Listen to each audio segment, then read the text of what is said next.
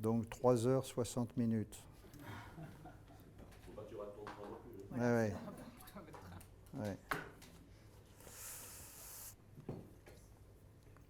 Alors, et là, qu'est-ce que je fais? Ok. Donc, je sais que votre sujet, c'est le DOE. Pour moi, le DOE, il se fabrique au programme. C'est un continuum. Et la maquette numérique est faite pour ça. C'est vrai que dans la présentation qui était faite, moi, ça fait... oui, je me suis installé en 79-80.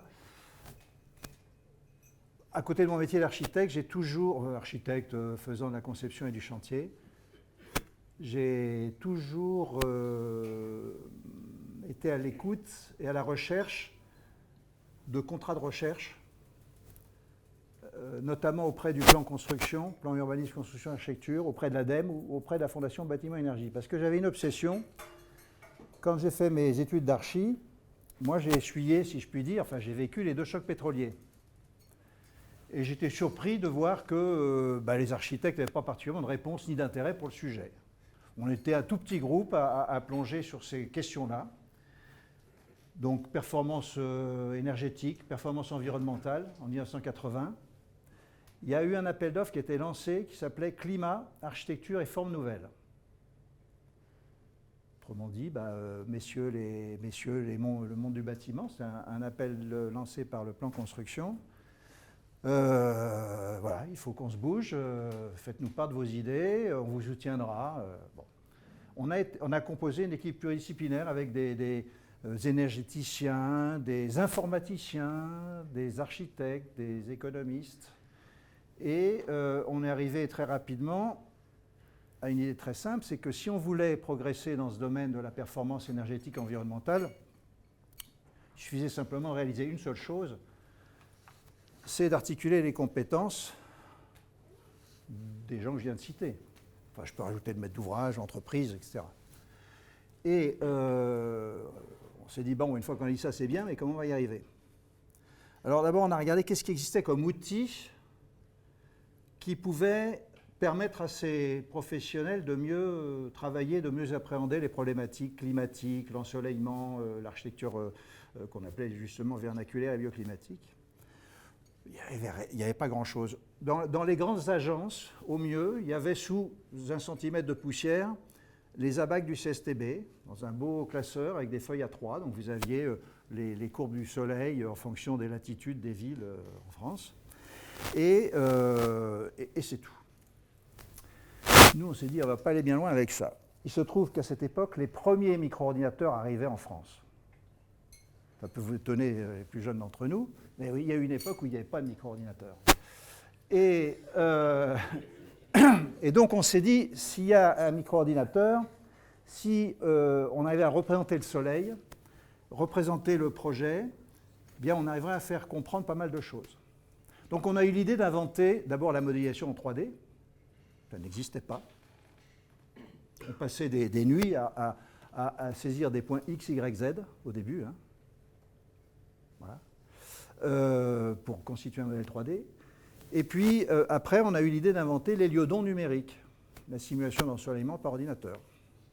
Et on pouvait comme ça flatter l'ego de l'architecte, vous savez qu'il a un ego démesuré, en disant, écoute Coco, ce que tu vois, c'est ce que le soleil voit. Tu es à la place du soleil. Et à partir de là, l'architecte et le thermicien à côté pouvaient se mettre à converser parce que l'architecte voyait sur son écran des masses, des objets. Il comprenait bien que si on voulait dégager un peu plus de soleil, eh ben, il fallait un peu pousser ça. Au contraire, si on voulait en été se protéger du soleil en faisant un effet de zoom, on pouvait dimensionner bien le balcon, le haut-vent et des choses comme ça. Voilà. Donc on avait inventé le BIM. En 1980, on avait inventé une modélisation 3D renseignée, partagée, entre au moins 3 métiers qui étaient l'architecte, le thermicien et l'économiste. Hein, puisque le thermicien récupérait des chiffres qui pouvaient, enfin des surfaces, des données qui pouvaient à l'époque être implanté dans le logiciel Casamo, qui était un des premiers logiciels de calcul thermique dans les années 82. Et notre économiste récupérait des quantités pour faire des métrés et des évaluations. Donc voilà, et donc moi ça fait 30 ans que je radote, 35 ans que je radote sur ce sujet, parce qu'aujourd'hui, les travaux de recherche que l'on mène, c'est exactement le même sujet. C'est comment trouver des outils collaboratifs, c'est ça qu'on recherchait, pour faire en sorte qu'on conçoive ou qu'on réhabilite mieux, plus efficacement. Et donc c'est ça le BIM. Alors,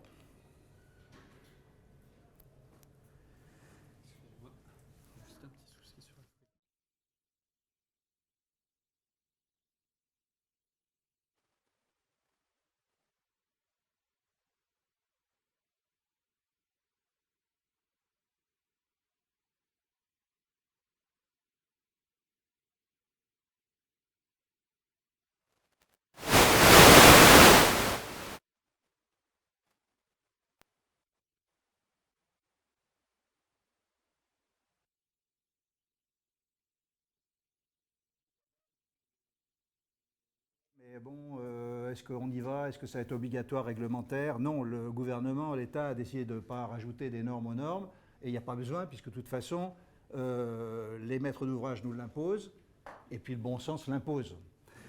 Et là, c'était Batimat, toutes les professions avaient signé, en 2017, l'engagement d'être prêtes pour 2020.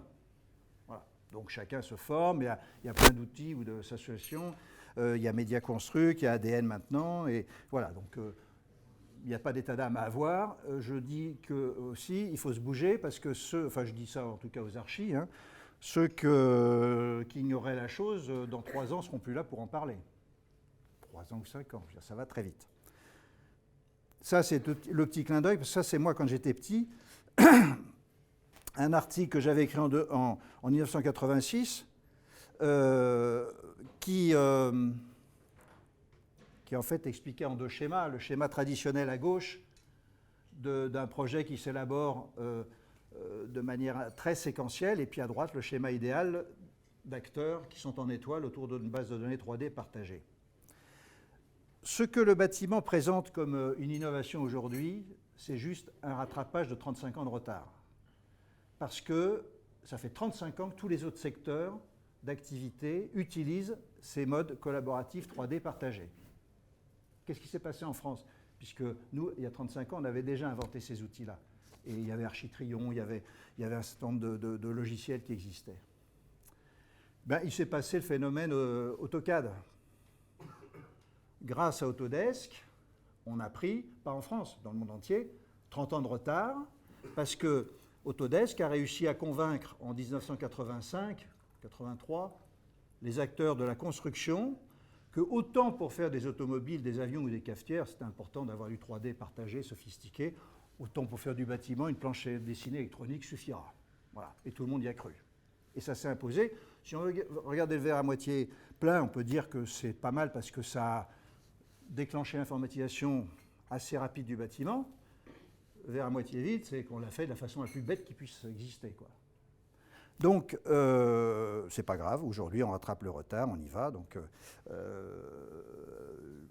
voilà, je dis c'est le moyen de sortir de l'âge de pierre, c'est pour chaque profession il y a des gains.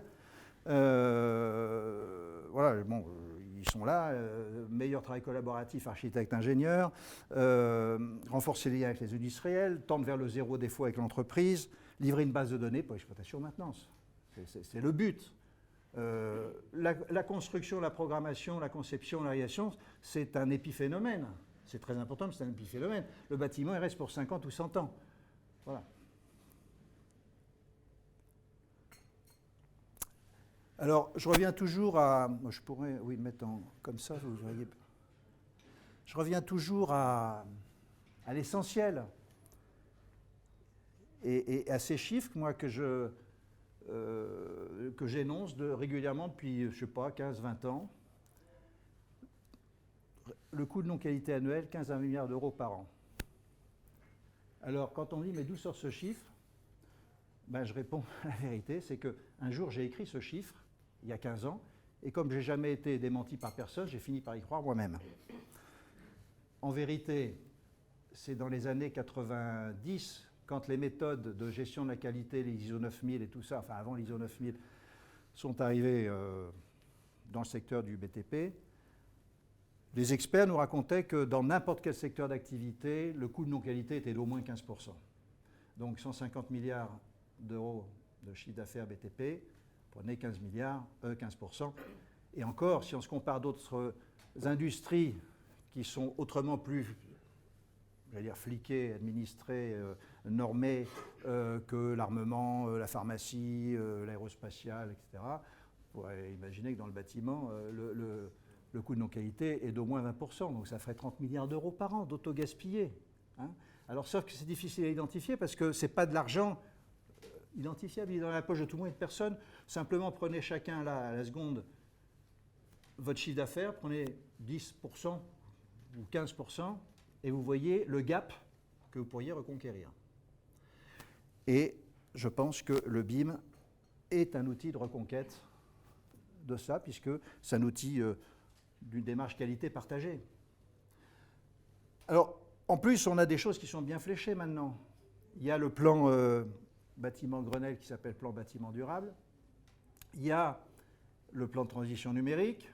Je veux dire, si avec ça, le monde du bâtiment ne comprend pas ce qu'il y a à faire, ce serait désespéré. Et puis, il y a, depuis 2016, l'idée d'une approche moins techniciste.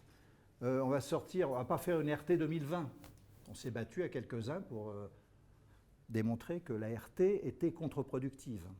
Enfin, la vision purement thermique du bâtiment, ou excessivement thermique du bâtiment, était contre-productive. Donc, il y a cette idée de RBR 2020, enfin, il n'y a pas de nom consacré encore, mais d'une réglementation bâtiment responsable, donc qui élargit la focale sur, d'ailleurs, E+, l'expérimentation E+, c'est moins en année d'illustration, c'est-à-dire qu'on ne regarde plus que seulement la thermique, on regarde déjà le bâtiment dans toutes ses composantes et dans sa durée de vie, grande innovation, dans sa durée de vie, et puis on regarde aussi au-delà du bâtiment, au-delà des limites du terrain, avec des idées de raisonner à l'îlot plus qu'au bâtiment pour encourager des démarches de mutualisation et autres. Enfin, ça c'est essentiel. Hein. Si on regarde un bâtiment d'habitation sur 50 ans, voilà ce que ça aura coûté. Alors je le dis au maître d'ouvrage, ce n'est pas la peine de faire Polytechnique pour comprendre que si on veut alléger le poste le plus lourd, il faut peut-être repenser l'investissement dans les 3 séquences amont. Je dis les 3. Le montage, c'est-à-dire la programmation, le choix du terrain, la conception et la construction. Si on veut éviter de dépenser 75% pour l'exploitation maintenant, c'est en repensant tout ça. Je sais que les maîtres d'ouvrage, et en particulier les bailleurs sociaux, qui sont plus réceptifs à cette idée de coût global qu'un promoteur privé, peuvent être acquis à cette idée et dire « Ok, oui, sauf que je ne peux pas. Mes mécanismes de financement font que de toute façon, je ne peux pas aller au-delà de ça. » parce que voilà. C'est comme le banquier qui dit à un ménage voilà, 33% ratio d'endettement. Donc il faut que vous alliez à 10 km du village. Là, vous allez acheter dans plein champ le petit lotissement qui vient de sortir. Alors qu'en fait, en faisant ça, ils vont monter, si on raisonne coût global, à 40% de taux d'endettement, parce qu'il faut rajouter la deuxième voiture, les pleins d'essence, plus les charges communales, parce qu'il va falloir que la commune paye la collecte des déchets, les réseaux, etc. Alors que si on avait autorisé ce ménage à acheter plus près, dans la ville, un petit truc qui montait apparemment le ratio d'endettement au moment de l'achat à 37, 38, peut-être 40%, si on l'avait calculé en coût global, finalement il redescendait à 35. Voilà. Mais voilà, ça c'est de la... En France, le coût global, c'est un sujet de colloque. C'est facile à comprendre, mais c'est pas mis en pratique. Sur les enjeux, c'est aujourd'hui, c'est performance, confort, bien-être, valorisation patrimoniale. Donc, je dis bien que la seule approche ne suffit pas. Si on regarde tout ce qu'il y a à regarder quand on construit, quand on réhabilite, et pour rester sur votre sujet du DOE, Ben voilà, c'est autant d'éléments qui vont peser lourd dans la gestion de patrimoine, mais aussi dans le bien-être ressenti. Et donc, il faut pouvoir vraiment regarder largement. Donc, je dis que le BIM, c'est un continuum. On a fait un ouvrage avec un ouvrage collectif, quand je dis on, ce sont les organisations professionnelles, un ouvrage que vous pouvez télécharger sur le site de la MIQCP, Mission interministérielle pour la qualité des constructions publiques, qui s'appelle Guide à l'intention des maîtres d'ouvrage pour le BIM, et sur lequel vous verrez qu'on a décrit la loi MOP, tant qu'elle existe encore un peu, et on a, pour chacune de ces phases, décrit le livrable BIM correspondant à l'étape. Livrable BIM esquisse, livrable BIM APS, APD, Pro, etc. Et donc ça renseigne bien sur justement, d'abord ça dit que, la loi MOP, contrairement à ce que certains voulaient prétendre, est parfaitement compatible avec le BIM et réciproquement, et deux, que voilà, il y aura des maquettes qui correspondront à un truc. La maquette esquisse, elle sera déposée en temps comme le dossier PDF, puis après on passera à autre chose. Et on va voir que finalement toutes les données capitalisées vont se retrouver peu ou prou dans le DOE. Outils de conception, outils de communication, de concertation, de simulation, d'autocontrôle, de consultation, de réaction et d'exploitation. Un petit détour sur le permis de construire, parce que je suis un de ceux qui promeut. Oui, c'est vrai qu'en avril 2016, il y a donc déjà 2 ans, j'ai déposé le premier PC numérique en France. Jamais été copié depuis. Ce qui fait qu'aujourd'hui, la France est en retard, parce qu'il y avait une obligation au 8 septembre 2018 de permettre à tout contribuable, enfin à partir de septembre 2018, tout citoyen, qu'il soit contribuable ou pas, doit pouvoir saisir l'administration, y compris pour les autorisations d'urbanisme, de manière dématérialisée. Donc on est en plein dans le permis de construire numérique. Évidemment, Jacques Mézard a pris un décret il y a 15 jours pour reporter ça à 2022, puisqu'on n'est pas prêt. Ça reste vrai pour les autres actes, hein, mais voilà. Donc c'est pourtant une réalité. Voilà. Le permis de construire, c'est quelque chose. Enfin, le permis de construire à la française, c'est un peu léger, hein, mais vous êtes frontalier, donc vous êtes peut-être plus empreint de culture voisine permis de construire à l'allemande, c'est autre chose. Quand on y réfléchit bien, un permis de construire, ben, c'est un projet né variéture. Alors, il y a des entrepreneurs dans la salle, il y a des maîtres d'ouvrage, il y a des architectes, donc c'est très bien comment ça se passe.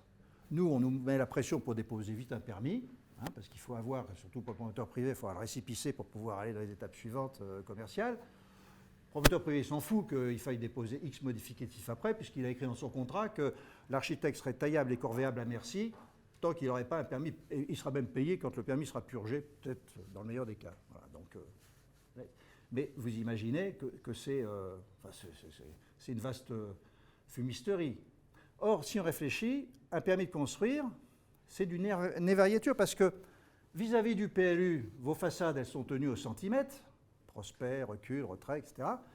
Vis-à-vis de l'intérieur du mur, c'est tenu au centimètre, parce que vous avez vendu des surfaces, vous avez promis des surfaces, voilà. Donc, c'est figé, c'est totalement figé. Ce qui voudrait dire qu'on aurait dû, avant de déposer le permis, quand même pouvoir prouver par autocontrôle, et c'est là l'intérêt du BIM, puisque je vous démontrerai qu'on peut le faire par la maquette numérique, eh ben, d'abord qu'on est conforme au programme du maître d'ouvrage en termes de surface, d'organisation, de répartition de logements, si on parle de logement, qu'on est conforme aux règles d'urbanisme, aux règlements locaux, qu'on atteint les performances réglementaires obligatoires, voire volontaires, en cas de label ou de certification d'autre chose. Et puis évidemment les réglementations majeures, incendie, accessibilité, sismique et autres. Plus les 15 000 normes du bâtiment. Donc, on parlait tout à l'heure, enfin quand je suis arrivé, vous parliez de l'extraction de données d'une maquette pour les installer dans un tableur Excel. C'est la démarche COBie, hein, des Anglais. En France, on vise quand même de faire du BIM IFC. Et donc, certes, on peut tout gerber dans des tableurs. L'idée, c'est de pouvoir aussi les partager et donc déjà bien les visualiser. Alors, je vais vous prendre une maquette. Il y a toujours un petit temps de latence. Une maquette. Vous voyez, ça, je ne sais pas combien il y a de trucs, mais je dois avoir, je ne sais pas, tous nos projets sont faits. Moi, quand je vais chez un maire, chez un maître d'ouvrage, enfin, voilà, moi j'ai ça dans la main. Et voilà, le projet de Buchy-Saint-Georges, celui sur lequel on a déposé le permis de construire. Bon. Donc là, je suis sur un visualisateur qui est gratuit, qui permet de voir des choses. Alors, il est intéressant parce que lui, c'est le seul d'ailleurs qui exporte les textures. Vous savez qu'avec IFC, on a des maquettes blanches et les textures ne sont pas là. Les textures sont quand même très bien parce qu'avec ça, je peux faire déjà de la concertation. Enfin voilà, c'est la vraie vie du projet, donc je peux embarquer tout le monde dans l'aventure. Par contre, les textures, je vous montrerai tout à l'heure, pour le permis de construire, ça fait trop d'informations. On a refait des maquettes blanches. Mais je suis bien quand même dans un document, je ne suis pas que dans la visualisation parce que, voilà, je clique sur un élément, j'ai son pédigré, je peux avoir 50 lignes de code. Au début, j'ai juste sa géométrie. Après, on va aller charger l'information et ça, on va se le partager. Donc, l'entrepreneur, le thermicien, quand il veut comprendre le projet, il va simplement se balader dans cette maquette. Vous voyez, ici, il y a un petit symbole, c'est pour dire que j'ai une coupe qui passe par là. J'appuie là-dessus. Je vois ma coupe arriver. Alors là, c'est important parce que j'ai un cartouche ici, j'ai une échelle, j'ai une date, j'ai une responsabilité juridique, j'ai une phase de projet. Elle est repérée sur un plan, elle est contractuelle. Au niveau du permis, voilà, c'est important. Sauf que l'instructeur, il peut me dire, ouais, bah, ok, vous avez mis le truc ici, mais qu'est-ce qui se passe un mètre plus loin? Ah, pourquoi vous avez fait votre coupe là et pas un mètre plus loin? C'est un piège. Donc, je recontextualise ça dans la maquette. Je pousse mon calque il est là. Et après, je dis à l'instructeur, mais monsieur l'instructeur, alors, on s'arrête quoi? Tous les millimètres, on peut s'arrêter. Et donc, c'est un outil d'introspection, le truc. S'il me dit, ouais, vous m'avez mis ici telle cote, je dis, bah écoutez, je lui donne le truc, et on appuie là-haut, là, sur le petit cutch, et puis, on va aller faire une mesure, on va aller prendre un point ici, on va descendre ici, on va mesurer une surface, un angle, voilà. Donc, on permet à n'importe qui, et puis le visualisateur est gratuit, de faire parler la maquette. On ne lui permet pas à ce stade d'enregistrer les informations lui-même. Hein. C'est un visualisateur, mais quand même un visualisateur décortiqueur, si je puis dire. Donc c'est important.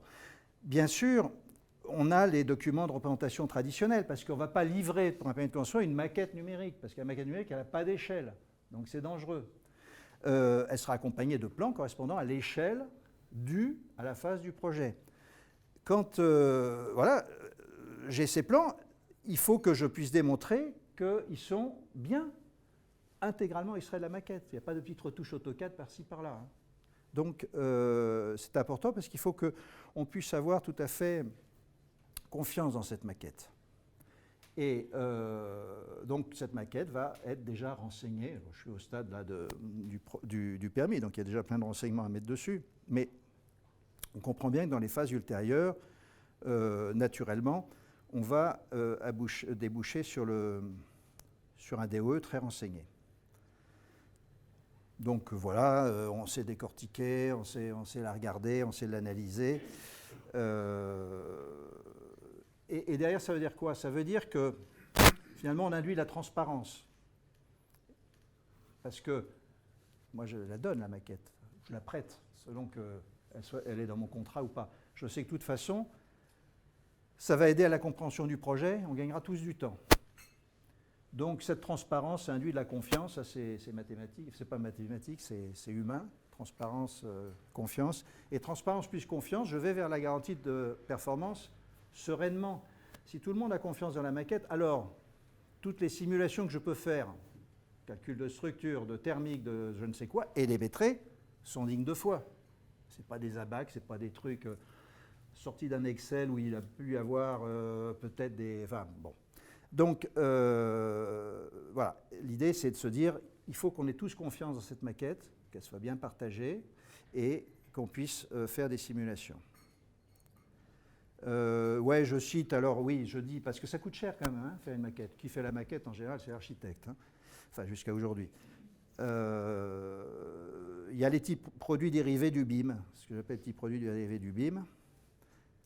Aujourd'hui, quand vous avez fait l'effort de saisir bien votre projet, bah, avec des logiciels qui coûtent moins de 2000 €, vous pouvez...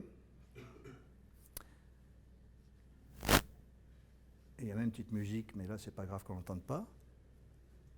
Vous pouvez faire ce genre de choses. Avant, il fallait mettre... Hein? C'est Twinmotion. Il y a la version 21... Non, la version... Enfin, la prochaine version qui est annoncée, il y a un web... Pour ceux qui veulent suivre, il y a un webinar Advent lundi à 14 h. Il paraît que ça va être une bombe. Oui, avant, il fallait mettre un petit billet de 20 000 € sur la table et attendre 3 semaines pour fabriquer ce film, qui donc n'était absolument pas un outil de travail, puisque c'était post-rendu. Là, en fait, nous, on s'en sert. On va s'arrêter comme ça, on est avec le maître d'ouvrage, on a le truc, et on va dire, tiens, si on mettait... On ne va pas changer la modélisation directe géométrique, mais toutes les textures, toutes les matières, l'ensoleillement, la croissance des arbres, la séquence automne, été, hiver, enfin toute l'immersion dans des ambiances climatiques, des jeux de couleurs, des brillances, des lumières, etc., on peut le mettre en scène. Donc c'est un outil qu'il ne faut pas prendre comme un outil exclusivement de rendu, c'est un outil de travail. Bon, je passe sur le film. Autre petit produit dérivé utile, c'est que, par exemple, on va pouvoir aller décortiquer le projet pour expliquer comment on va le construire. Donc ça, c'est très utile pour la mairie, les riverains. Bon, je passe vite, hein, parce que voilà, on va expliquer comment le truc va se constituer. Voilà, bon. Donc, alors on l'a fait un peu vite, parce que maintenant, il y a des trucs, on peut avoir le temps qui défile, mais c'est bien. Pédagogiquement, c'est bien pour voir un certain nombre de choses. Voilà, ces petits produits dérivés du BIM.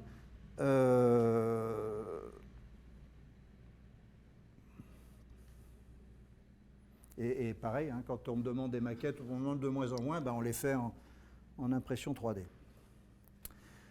Bon, vous avez compris, je passe rapidement là-dessus, qu'il n'y a aucun acteur qui peut échapper à ça, hein, du maire à l'exploitant, en passant par l'habitant. C'est un outil qui va permettre de partager plein de choses, de comprendre, voilà. Et donc, des premières esquisses, je voudrais dire même du programme jusqu'au DOE, utiliser ça comme support. Nous, quand on fait des esquisses, voilà, je fais exprès d'ailleurs en haut à droite de mettre des couleurs très violentes pour qu'on comprenne bien que ce n'est pas de l'architecture, c'est un organigramme en 3D. Ici, c'était un projet dans Réinventer Paris, le trottoir, il est là. Il fallait expliquer à nos maîtres d'ouvrage et à nos partenaires qu'il y avait, en fait, c'était le haut d'un iceberg, cet immeuble. Et ben voilà, ça c'est des zones, c'est des volumes IFC, quoi. On clique sur le volume, on a la surface, la hauteur, voilà. Donc c'est fou comme on peut utiliser ces outils.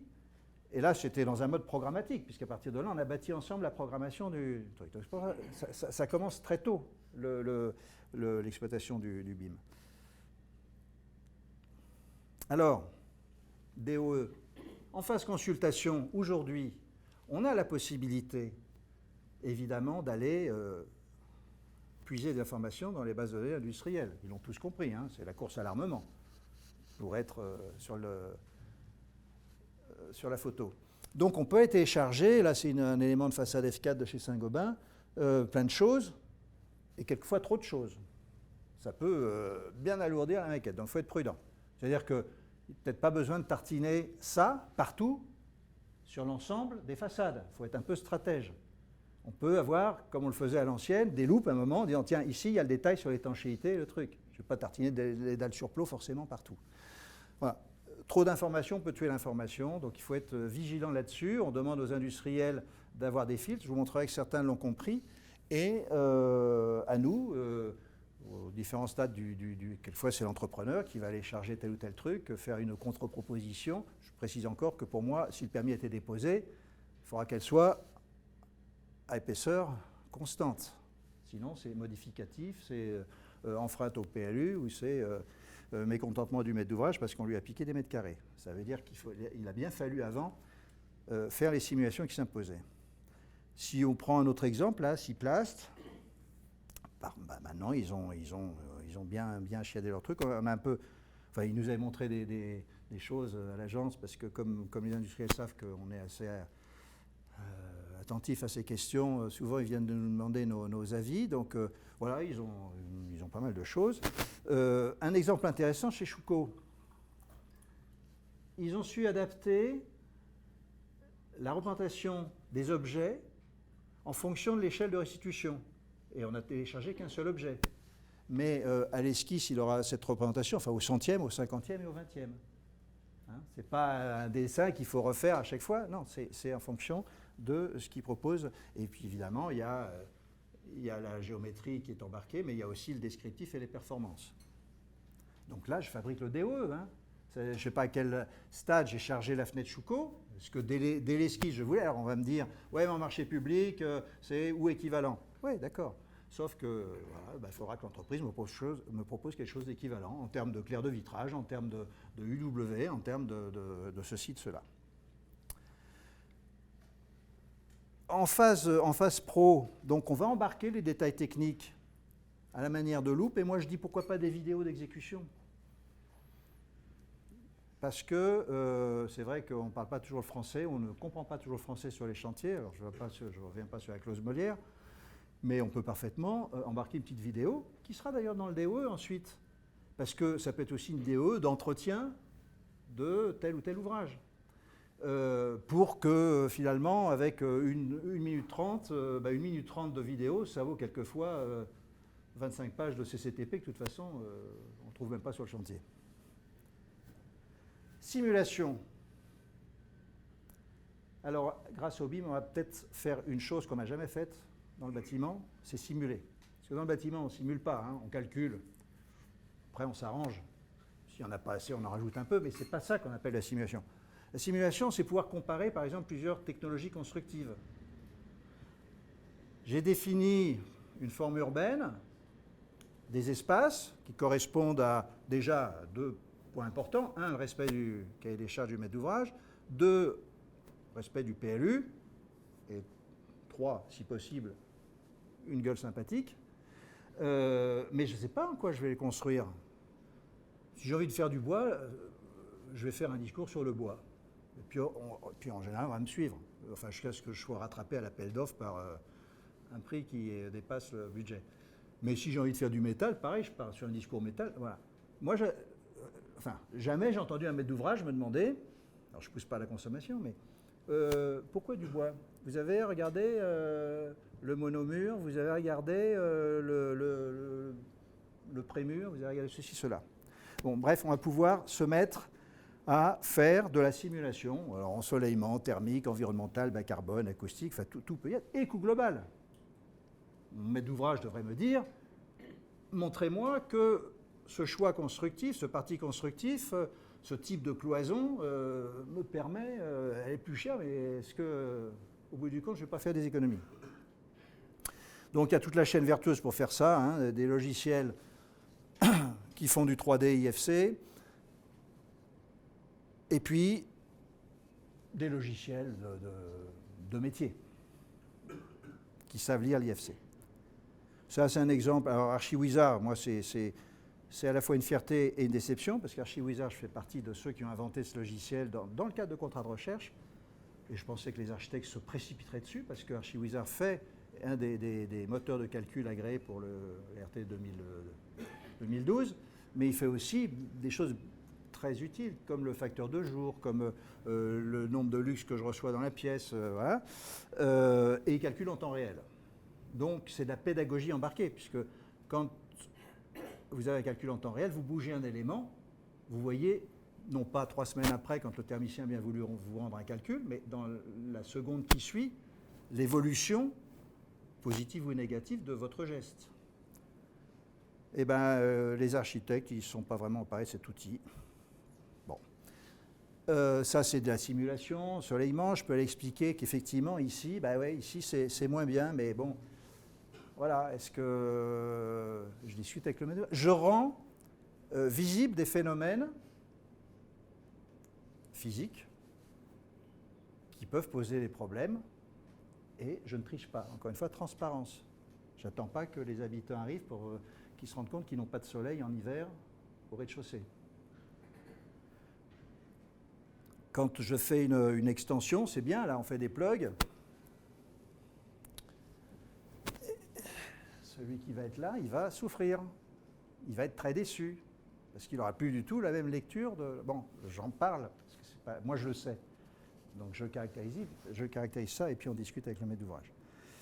Après, bon, il y a Elodie, mais je vais passer vite parce que c'est toute l'aventure, je ne sais pas si vous la vivez ici, si des acteurs la suivent, puisque c'est une expérimentation libre sur E plus C-, hein, donc une performance plus énergétique plus grande que la réglementation en vigueur, et l'arrivée du paramètre carbone. Donc c'est là où on va pouvoir justement comparer différentes natures de matériaux, de modes constructifs, et voir lequel est le plus vertueux. Donc voilà, en fait c'est très simple, une fois que vous avez votre maquette, vous allez sélectionner un élément, vous allez dans la base de données INIES, chercher les caractéristiques. Bon, ça reste très lourd aujourd'hui quand même, hein. C'est un peu besogneux, mais ça va s'améliorer. Et donc, vous sélectionnez vos éléments et vous dites dans quoi ils sont faits. Tout ça s'enregistre, puis après, vous hériterez ensuite d'un spec qui va vous dire où ça pêche. Enfin, quels sont le poids respectif des éléments. Puis ça va vous allez avoir plusieurs graphes comme ça, vous allez pouvoir comparer ou justifier des partis pris. Peut-être convaincre votre maître d'ouvrage qu'en rajoutant 100 € du mètre carré, en fait, il est gagnant sur 50 ans de 60 € par an. Enfin, je veux dire, oui, ça peut aller très loin. Bon, c'est le coût global. L'autre chose très importante qu'on ne fait jamais en France, enfin, l'autocontrôle. Enfin, on le fait, mais bon.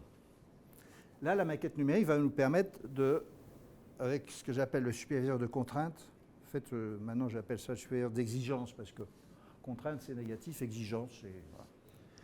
Voilà. C'est de contrôler sa conception.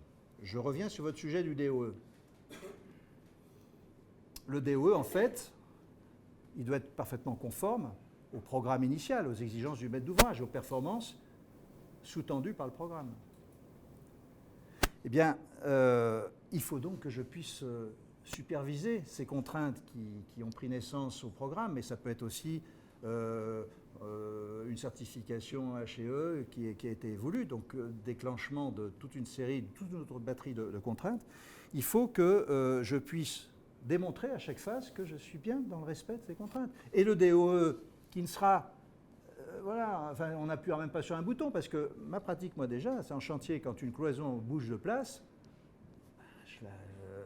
le lendemain ou le jour même, elle est déplacée dans notre maquette. Hein. Sinon, à l'arrivée, on peut mettre ça à la benne. Donc, il faut que autant les éléments géométriques qui bougent en phase chantier, qui ne devraient pas, si on avait bien déposé un permis sécure,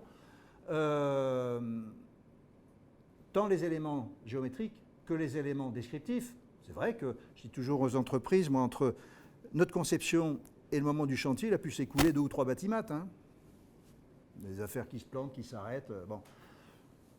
Et l'entrepreneur d'un lot spécialisé, il a peut-être une meilleure veille que moi sur les nouveaux produits.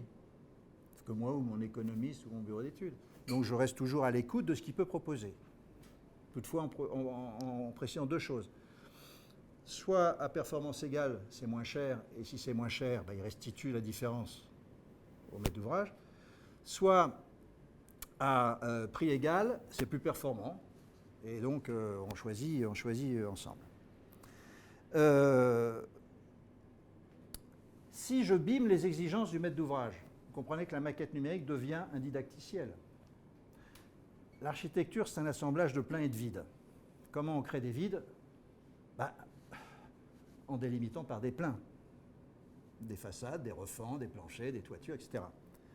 je peux assigner, dès la programmation, des exigences, qu'il faudra que je retrouve dans le DOE, en termes de lumière. Alors si je l'espace, cette pièce, telle acoustique, tel niveau d'éclairement, etc. Si je suis sur la paroi, ben, c'est telle performance thermique, telle résistance acoustique ou autre. Donc, en fait, ce qui va constituer le DOE, c'est déjà ces informations en amont. Si je les grave dans la maquette, eh bien, j'ai un didacticiel sur ordre, j'appuie et je vais savoir que ici, dans cette salle de classe, que je n'ai pas encore finalisé complètement, mais j'ai déjà fait une zone qui s'appelle salle de classe, je dois respecter tout cet ensemble d'exigences. Et donc, c'est un outil de traçabilité, dont le point final est le DOE. La traçabilité de la prescription, la traçabilité des matériaux, des produits, c'est pour finalement livrer un truc qui est parfaitement conforme à l'exploitation. Alors pour ça, on utilise un truc qui est Solibri. Alors, vous avez Tecla, vous avez Solibri, vous avez d'autres visualisateurs qui sont gratuits. Là, je parle de Solibri Model Checker. Ce n'est pas gratuit. Ça revient à 10 000 €, donc ce n'est pas gratuit du tout. On doit être 2 archis en France à avoir plongé pour l'acquérir. Avec ça, je peux confronter ma maquette à un corpus de règles, d'exigences. Et donc, je peux aller vérifier des choses. D'ailleurs, si je suis en stade amont, je vais dire, voilà, j'ai décidé par un code couleur que les 2 pièces sont en bleu, les 3 pièces, etc. Donc déjà, je permets à mon maître d'ouvrage d'aller vérifier rapidement des choses au fluide, d'aller vérifier des bons empilements de gaines. Et puis, je vais pouvoir vérifier plein de choses. Là, je suis au programme. Des surfaces de pièces, des largeurs minimales, des hauteurs, des ceci, des cela. Je vous passe la liste, mais vous comprenez qu'on peut, comme ça, tout ce qui est géométrique, on peut parfaitement l'incruster dans la maquette. Alors ça, c'est dans le cœur de Solibri. Il y a des équations préfabriquées pour aller calculer des espacements, des distances, des ceci, des voilà. Et donc, c'est ces ensembles de règles. Je vais piocher dans une boîte de règles pour pouvoir les confronter à la maquette. Bien sûr, ça va me détecter les fameux clashs. Ici, non, ça ne va pas, mais ça, c'est déjà, même en dehors des règles, c'est purement géométrique. Voilà. Et après, et là, j'arrive sur l'autocontrôle, je vais pouvoir faire checker en quelques secondes l'ensemble de mes 80 logements pour aller vérifier le bon, enfin, que sur ce plan du débattement des portes, voilà. Et j'hérite d'un rapport d'autocontrôle qui est formalisé, qui est imprimable, qui est exportable en PDF, et que je vais pouvoir remettre à mon maître d'ouvrage au moment où je lui remets la PD. On va regarder ensemble. Voilà, je justifie de la conformité du truc ou de la non-conformité dans des points. Je n'ai pas réglementation incendie, je vais pouvoir montrer des distances que je respecte. Voilà. Alors, ces règles, il y a un bureau de contrôle en France, BTP Consultant, qui les a abîmées. Il a fait ça au moins pour l'habitation, sur la sécurité incendie et sur les règles d'accessibilité. Donc, nous, on l'a testé sur notre projet de Bussy-Saint-Georges. Ça, c'est des éléments du projet de Bussy-Saint-Georges. On peut vérifier comme ça plein de choses et être serein. Parce que, voilà, le cerveau, il est là, mais un jour, il y a un nouveau collaborateur qui est là. On lui dit, ben oui, attends, finalement, il nous faut 20 et pas 18 en séparatif de ceci, de cela. Alors on pousse le truc, et il croit bien faire, et puis on est en train en fait de faire exploser le projet parce que on n'a plus la bonne cote à un autre endroit. C'est des réactions en chaîne, l'effet papillon. Voilà, comme ça on va pouvoir vérifier plein de choses sereinement. C'est un stress quand même de s'assurer que le truc, il a toujours peur d'être attrapé en cas de visite de conformité, le truc qui ne va pas. Bon, là on aura fait toutes les vérifications qui sont nécessaires. Et pour faire un clin d'œil à Excel, avant de découvrir cet outil Solibri Model Checker, c'est vrai qu'on utilisait Excel.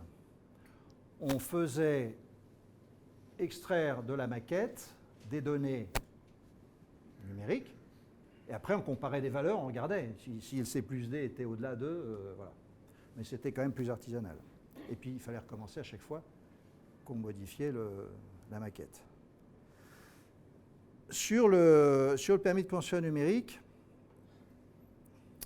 eh bien, on a quitté la maquette texturée et on a fait des maquettes blanches, article par article du PLU. Et on a collé l'extrait de l'article sur le socle de la maquette virtuelle. En fait, là, bon, je ne vous montre pas, c'est un PDF, mais je tournerai comme tout à l'heure, on a tourné autour de l'autre maquette. Et cette lecture, en surlignant en jaune les articles qu'on instancie, parce que vous savez que dans un PLU, selon le parti architectural, vous allez piocher dans un même corps de règles, plutôt la première ou la troisième. Donc, déjà, vous faites une lecture partagée avec l'instructeur. C'est déjà le premier point. Voilà, comme ça, on a fait ça pour les règles de recul, les règles de hauteur, les règles de... Voilà. Et par exemple, pour montrer le respect entre deux volumes, les fameux H égale L sur 2 ou autre, ben on a matérialisé en 3D, mais ça prend très peu de temps, le volume interstitiel qui doit être préservé pour démontrer qu'on respecte bien. Vous comprenez bien que pour l'instructeur, c'est le jour et la nuit, quoi. Il n'a pas d'abord à trouver, afficher tous les trucs, toutes les coupes, tous les machins pour essayer de trouver l'erreur. Et voilà, là, il tourne autour. Et on a démontré qu'on a fait avec lui en 2 heures ce qui peut mettre 3 semaines ou plus à faire, sans parler des avis d'incomplet. Il manque une coupe quelque part, il vous colle un avis d'incomplet. Là, on peut déminer les trucs au fur et à mesure grâce à la maquette. Voilà. Bon, ça, je passe parce que c'est la même chose en Suisse, mais si, autre petit clin d'œil sur Excel, les Suisses qui nous ont repérés, parce qu'il y a eu un peu d'articles sur le PC numérique qu'on avait déposé en avril 2016, nous ont aussitôt demandé de venir, et eux, ils sont en train de légiférer pour introduire maintenant, sur la base des travaux qu'on a fait avec eux, le permis de construire sur le canton de Genève. Et on a donc travaillé avec eux et démontré que c'est vrai que, comme on peut le faire pour nos CERFA, 80% des éléments du CERFA peuvent être alimentés directement par la maquette, y compris l'identité du maître d'ouvrage, l'identité de l'architecte, puisque tout ça figure dans le cartouche. Voilà. Donc les surfaces imperméables, les surfaces taxables, les surfaces balayables, les surfaces machin, tout ça peut sortir de... Voilà. Et donc on est en train de travailler avec ça pour la France, enfin de travailler sur ces notions-là pour proposer une expérimentation. Dans la réalisation, aujourd'hui, avec nos tablettes, ça commence... Aujourd'hui, en fait, sur les tablettes, on trouve plutôt des PDF. On va annoter, on va dire là, attention, l'entrepreneur ne m'a pas mis le truc, il a mis ça. Bon, si on accepte, il n'y a pas de problème. Mais je vais consigner là, dans le compte-rendu, le changement de truc, parce qu'il faut que derrière, j'alimente le DOE. Hein. Donc, ce qu'on attend, et ça commence à arriver, c'est d'avoir sur la tablette, moi j'ai le 3D que je vous ai montré là, mais c'est d'avoir un vrai BIM partageable. Et ça commence à arriver. C'est-à-dire qu'on peut être, on est là dans la maquette, on peut même avoir, je vous montrerai les lunettes, parce que, enfin, je vais en parler après. Et pouvoir annoter, ben voilà, j'en parle maintenant. On a développé avec le PTNB, enfin on a été retenu par un appel d'offres du PTNB, et on développe un outil collaboratif 3D immersif. On l'a testé sur le chantier de Bussy, c'est-à-dire qu'on fait de la revue de projet, on a nos petites lunettes, et on est plongé. C'est une petite valise toute simple qui arrive, hein, et qui comprend tout. Le vidéoprojecteur, l'iPad pour piloter le truc. Et l'idée, c'est de faire des confrontations, ça dépend du stade du projet où on se situe, mais voilà, avec le serrurier qui doit amener ses balcons, les eaux pluviales qui passent pas loin, donc de voir avec les corps d'état en 3D, immersif. On peut prendre des mesures, on peut prendre des cotes, on peut faire ce qu'on appelle des BCF, c'est-à-dire des post-it électroniques. Et pareil, tout ça va se retrouver après dans le compte-rendu de chantier, y compris dans le DOE pour des options, des décisions que l'on prend. On a observé que ce mode 3D immersif donne une très grande acuité sur le projet. Bon, les architectes ne se rendent pas compte parce que nous, voilà, on a passé quand même 5-6 ans, plus tout ce qui suit derrière. On sait parfaitement lire du 3D. On vous montrer un plan, une coupe, l'espace, on l'a à peu près dans la tête. Mais pour tous ceux qui n'ont pas eu cet apprentissage, ce n'est pas une évidence. Or là, voilà, ça devient, voilà, tout le monde voit la même chose, on vit les mêmes choses, et on les vit en 3D beaucoup plus sensitivement que quand on est même en Perse 2D.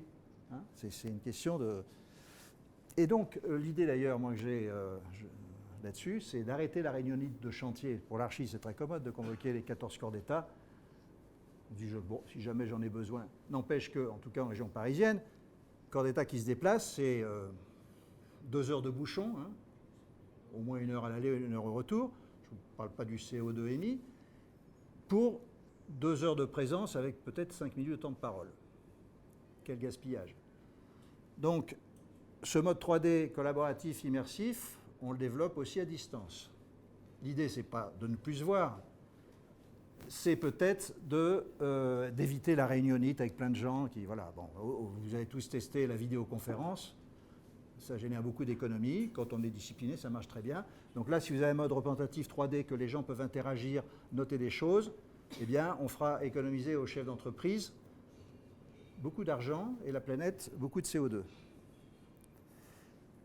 On parlait des petits entrepreneurs qui sont pas prêts. Moi, j'entends tous les jours Bouygues, Eiffage, Vinci, qui ont déjà édité 36 plaquettes pour montrer qu'ils étaient le roi du monde du BIM. Et je travaille avec eux quotidiennement.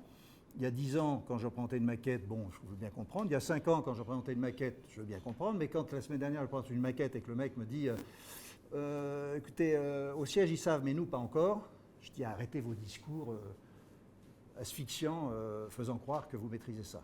Mais je ne jette pas la pierre. Tout le monde est en apprentissage. En revanche, ici, petite opération de plus de 20 logements qui est terminée. Petit charpentier, il n'a jamais fait de plaquette ni de colloque pour dire qu'il savait maîtriser le BIM. Donc, voyant des plans papier d'une charpente dessinée en 3D, je dis il faut que je l'appelle parce que bon, il dessine en 3D, peut-être que je peux récupérer ces trucs. Et je me dis comment je vais tourner la chose, parce qu'il ne faut pas que je lui fasse peur. J'emploie des mots qui... Voilà. Bon, je dis, est-ce que vous pourriez m'envoyer un fichier, mais vous ne savez pas votre fichier directement. Il me dit, vous voulez l'IFC? Je dis, ouais. Donc, il m'envoie son IFC, et je le rappelle aussitôt, parce que je plaque son IFC, la charpente, sur mon plan de couverture, et je lui dis, vous avez vu que votre chevette, il n'est pas à la bonne place par rapport à mon Velux, et ce n'est pas moi qui vais bouger le Velux. Voilà. Donc, les petits artisans, ils savent très bien s'y mettre. Et donc, c'est plutôt rassurant. Oui, c'est facile. Ouais. C'est facile. Mais le lot cloison, par exemple, les plaquistes, ils s'y mettent. Voilà. Le peintre, bon, on aura peut-être plus de mal, mais on fera le travail à sa place. C'est pas grave, nous, on est surface, on dira c'est ceci, cela. De toute façon, moi, les entreprises, même si ce n'est pas contractuel, le BIM sur Bussy, c'est moi qui ai voulu le faire. Hein. Je n'ai jamais eu une commande pour déposer un permis numérique ou faire du BIM sur Bussy. On le donne aux entreprises parce que ça les aide déjà à la compréhension du projet et puis après, ils ont leur maîtrise, ils ont leur quantité. Par exemple, ici, on a fait la rénovation de la tour Super Montparnasse à Paris. Ce n'est pas la tour Montparnasse, hein, c'est un usage d'habitation. Beau sujet de DOE. 273 logements. Et enfin, j'avais senti, parce qu'une fois, j'avais lâché une phrase pas malheureuse, mais j'avais dit, vous savez, je pense que, vu le nombre de fenêtres, on pourra très bien, à prix égal, avoir un choix personnalisé de l'intérieur, de la couleur, du châssis intérieur. Et j'avais tout de suite vu que ça leur plaisait beaucoup. Donc, je ne pouvais pas me dédire après. Donc j'ai bataillé à l'appel d'offres, on l'avait écrit, hein, qu'il y aurait 3 couleurs au choix. Ouais, sauf que ce que je n'avais pas vu après, c'est qu'en termes de DOE, il faut le gérer ça. Et en plus, on avait dit, allez, 3 choix de couleurs, 3 types d'ouvrants, 2 types d'affaiblissement acoustique sur 273 logements. C'est après j'ai calculé que ça faisait 14 742 cas possibles. Eh bien, je me suis efforcé, toujours sans commande, je n'avais pas de commande de BIM, de montrer que je pouvais faire mon DOE. Je vais être honnête, je n'ai pas fait sur les 273 logements, mais j'ai démontré que je pouvais parfaitement, et c'est pour ça que vous avez des codes couleurs. dans les questions, si vous voulez, je pourrais vous projeter la maquette de cette tour. Je pouvais parfaitement gérer. Alors, en l'occurrence, c'était moi qui le faisais, mais l'entreprise aurait pu le faire. Bon, c'est Norba, Triba, ils sont dans le coin. Hein. Ils auraient pu le faire. Bon, ils n'étaient pas mûrs, pas chauds, donc je l'ai fait à leur place. Mais voilà, on peut parfaitement dire la commande qui a été passée. D'ailleurs, je peux inscrire le PDF, parce que là, on est en copro, hein, donc c'est une commande privée. Dans la maquette numérique, j'avais le choix de la couleur, le type d'ouvrant, qui était déjà représenté de façon oscillo-battant à la française ou coulissant, et le PDF, qui était le scan de la commande, signé par le client. Donc j'ai la date de pose, j'ai le nom du poseur, enfin voilà. Et donc en termes de traçabilité de DOE, ça vaut de l'or. À ceux qui disent combien coûte le BIM quand on doit faire un patrimoine, relever un patrimoine, ou même quand on doit faire un projet neuf, je réponds combien coûte l'absence de BIM? Combien coûte l'absence de données quand vous réhabilitez ou quand vous livrez un bâtiment? Sans rien, démerdez-vous. Bon, bah, quand on voit ce que ça coûte, on se dit que c'est pas cher le BIM. Dans l'exploitation, après, bah, l'idée c'est effectivement de la mise à jour de ce DOE numérique. Parce que s'il n'est pas tenu à jour au moment de modification ou de changement ou de choses, on saura qu'on ne peut pas avoir confiance dans ce truc et tout l'investissement partira comme nos DOE papier dans des caves ou dans des trucs et finalement on va redéclencher après un géomètre ou d'autres professionnels pour reconstituer le truc. Donc c'est très important le suivi et la mise à jour. Après, il y a différents problèmes qui sont soulevés. La granulométrie des informations, j'en ai pas tout à l'heure.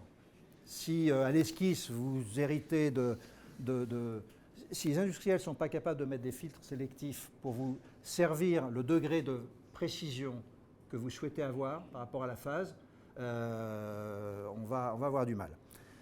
Il y a l'autre sujet en marché public, le passage du générique au prescriptif. C'est-à-dire qu'on est tenu par le Code des marchés publics de mettre ou équivalent. Bon. Puis à un moment où ça devient le produit. Normalement, moi, avec l'entreprise, je n'attends pas que le marché soit signé. Je veux avoir... je n'arrive pas sur certains corps d'État, parce que c'est très bien que vos revêtements de sol et le reste, il va être consulté dans un an. Mais sur les fenêtres, je ne vais pas attendre que... surtout que les fenêtres, c'est un enjeu important vis-à-vis de la thermique, de l'acoustique, tout ça. Donc, avant de signer le marché, j'essaie d'obtenir les produits. À ce moment-là, je rentre dans la maquette le vrai produit.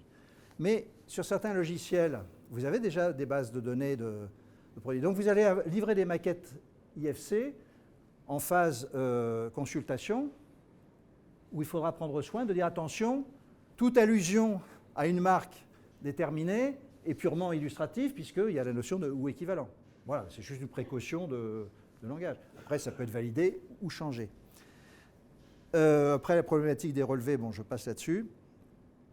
Ensuite, il y a la question du modèle économique. Aujourd'hui, c'est la poule et l'œuf.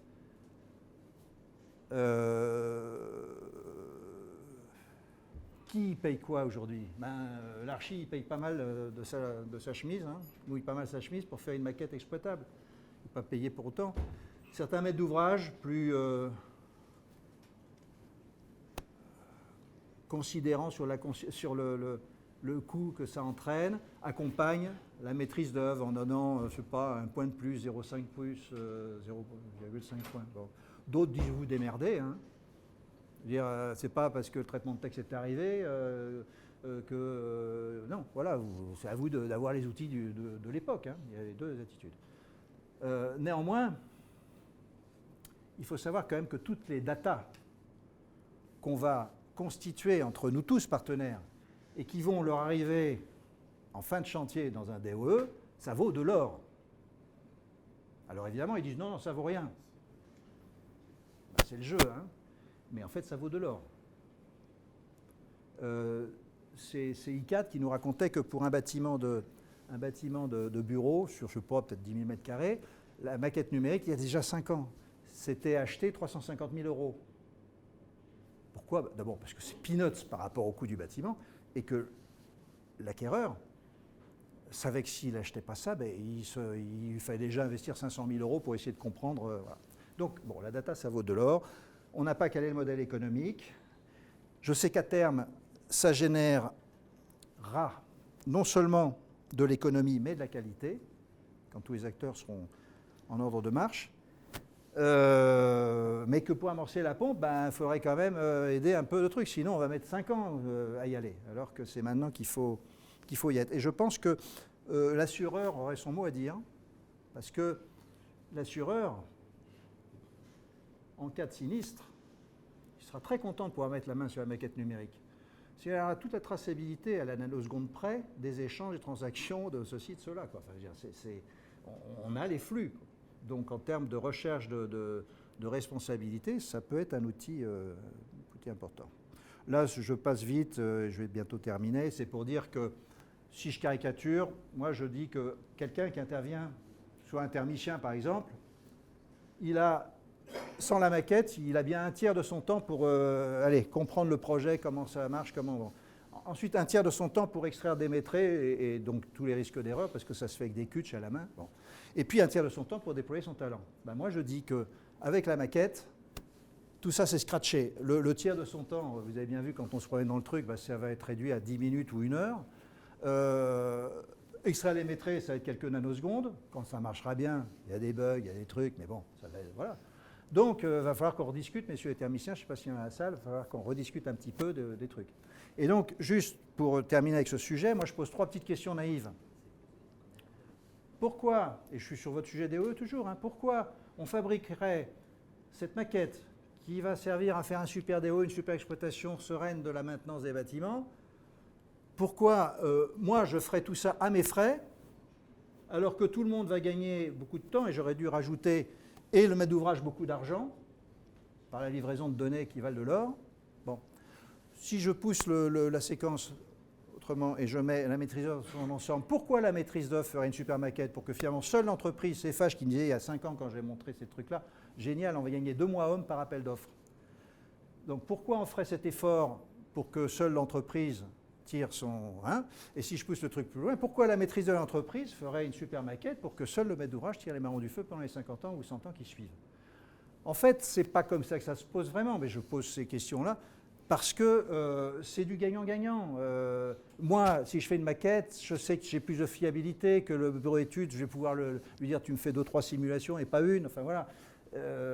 Bon, simplement, il faut un peu répartir l'effort. Et moi, je propose un modèle économique, évidemment, parce que aujourd'hui, il y a en marché public la note de complexité qui permet, on la joue un peu, d'accompagner les acteurs qui ont besoin d'être accompagnés. Il faut évidemment revoir le séquencement des honoraires, parce que votre DOE, c'est plutôt à l'APD, pas à l'esquisse, à l'APD et au pro, enfin APD et pro qui va se constituer. Donc il faut remonter il faut que la maquette, c'est pas à l'APD qu'il faut saisir la maquette, c'est trop tard. C'est à l'esquisse et surtout à l'APS. Donc il faut recevoir le séquencement des honoraires. Toutes les petites les perspectives, les films qu'on peut faire, même si le coût du film maintenant avec ces techniques est divisé par 3 ou 4, c'est pas pour autant que ça doit être gratuit. Donc il faut voilà. Et puis il faut surtout, mais ça, vous avez la chance d'être dans une région où c'est une pratique plutôt courante, reconfier à la maîtrise d'œuvre, pardon monsieur les entrepreneurs, les missions d'exécution, alors totale ou partielle selon la complexité du truc, les missions de maîtrise et les missions de synthèse.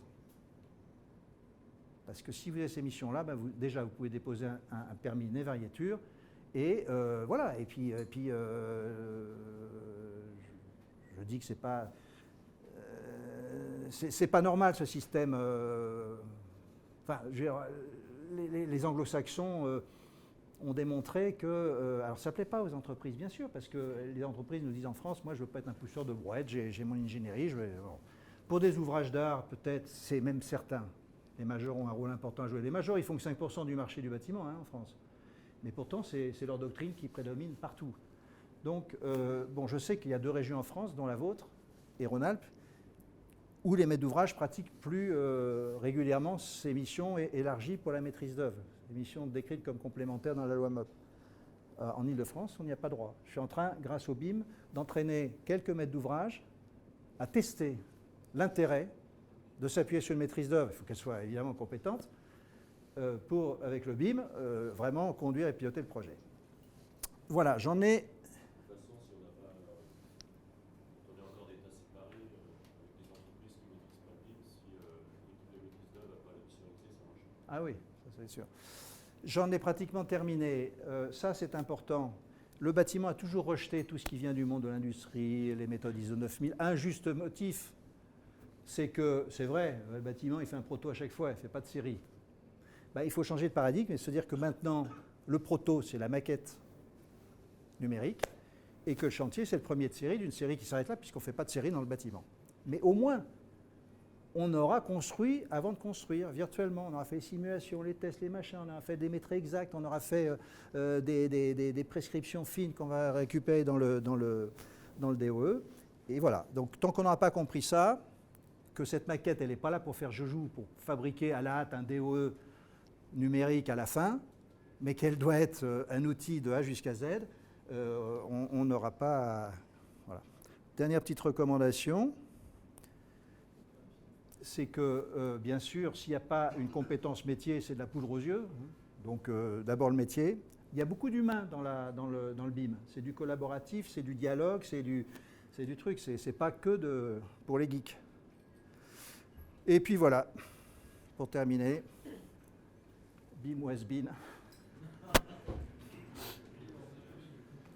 Voilà. Alors, j'ai écrit un petit bouquin que vous pouvez télécharger, je crois même par voie dématérialisée, qui s'appelle Archibim. J'en ai fini. Je vais me prendre un verre d'eau. Non, qui pique. Merci. Vous vouliez... Oui. Comment vous gérez le poids des données là, parce que les fichiers BIM que nous gère, on est à 300-400 milliards, on compte un téra assez facilement sans faire une entreprise. Ouais. Alors pour intégrer les DOE, on a plus de cas qui tournent dessus et Archicad lui-même, par exemple. Vous êtes sur Archicad? Oui. Archi? Oui. Ouais. Bah, déjà, heureusement, dans le bâtiment, il y a des joints de dilatation tous les 40 mètres. Donc on peut déjà tronçonner son truc. Après, je dis, il faut être stratège, il ne faut pas vouloir tartiner partout tout le truc. Donc, il y a des points clés, on a repéré une coupe sur étanchéité, une coupe sur... Bon, dans Archicad, moi je suis Archicad aussi, on gère le mur... Bah, tu connaissais BIMX? Oui. Tu l'utilises? Oui. Ouais. On gère le mur composite très facilement, donc ça va. Mais voilà, nous, on règle le problème comme ça, en disant là, il y a tel détail, et on ne va pas le tartiner partout. Après, on bagarre aussi avec les industriels, justement, pour qu'ils puissent tamiser. C'est un autre architecte qui est bien engagé dans le BIM aussi, qui est Emmanuel Coste, qui se plaint, lui fait des piscines et tout ça, des fournisseurs de pompes et de trucs comme ça, qui s'ingénient à faire des trucs hyper détaillés. Alors, c'est du 3D, une pompe, ça peut être très compliqué. Alors qu'on n'en a rien à foutre. On a envie juste d'avoir l'encombrement, mais après, ça sera dans une fiche PDF, son truc 3D très joli dans tous les sens. On n'en a rien à foutre. Donc voilà, il faut être stratège et pas se laisser encombrer. Moi, je n'ai pas vécu parce que je fais essentiellement du logement. Donc, je n'ai pas des gros trucs, ce n'est pas des usines à gaz, quoi. Mais c'est sûr, quand on fait un hôpital, embarquer tous les réseaux, tous les trucs, ça peut poser sans doute des problèmes. Ben là, c'est un apprentissage collectif qu'il faut faire. C'est des trucs qu'on fait remonter après à Mediaconstruct ou à ADN pour que la communauté du bâtiment soit vigilante. La pérennité de ces maquettes aussi, c'est un souci. Alors, il y a les évolutions des systèmes d'exploitation. ouais, alors, ouais.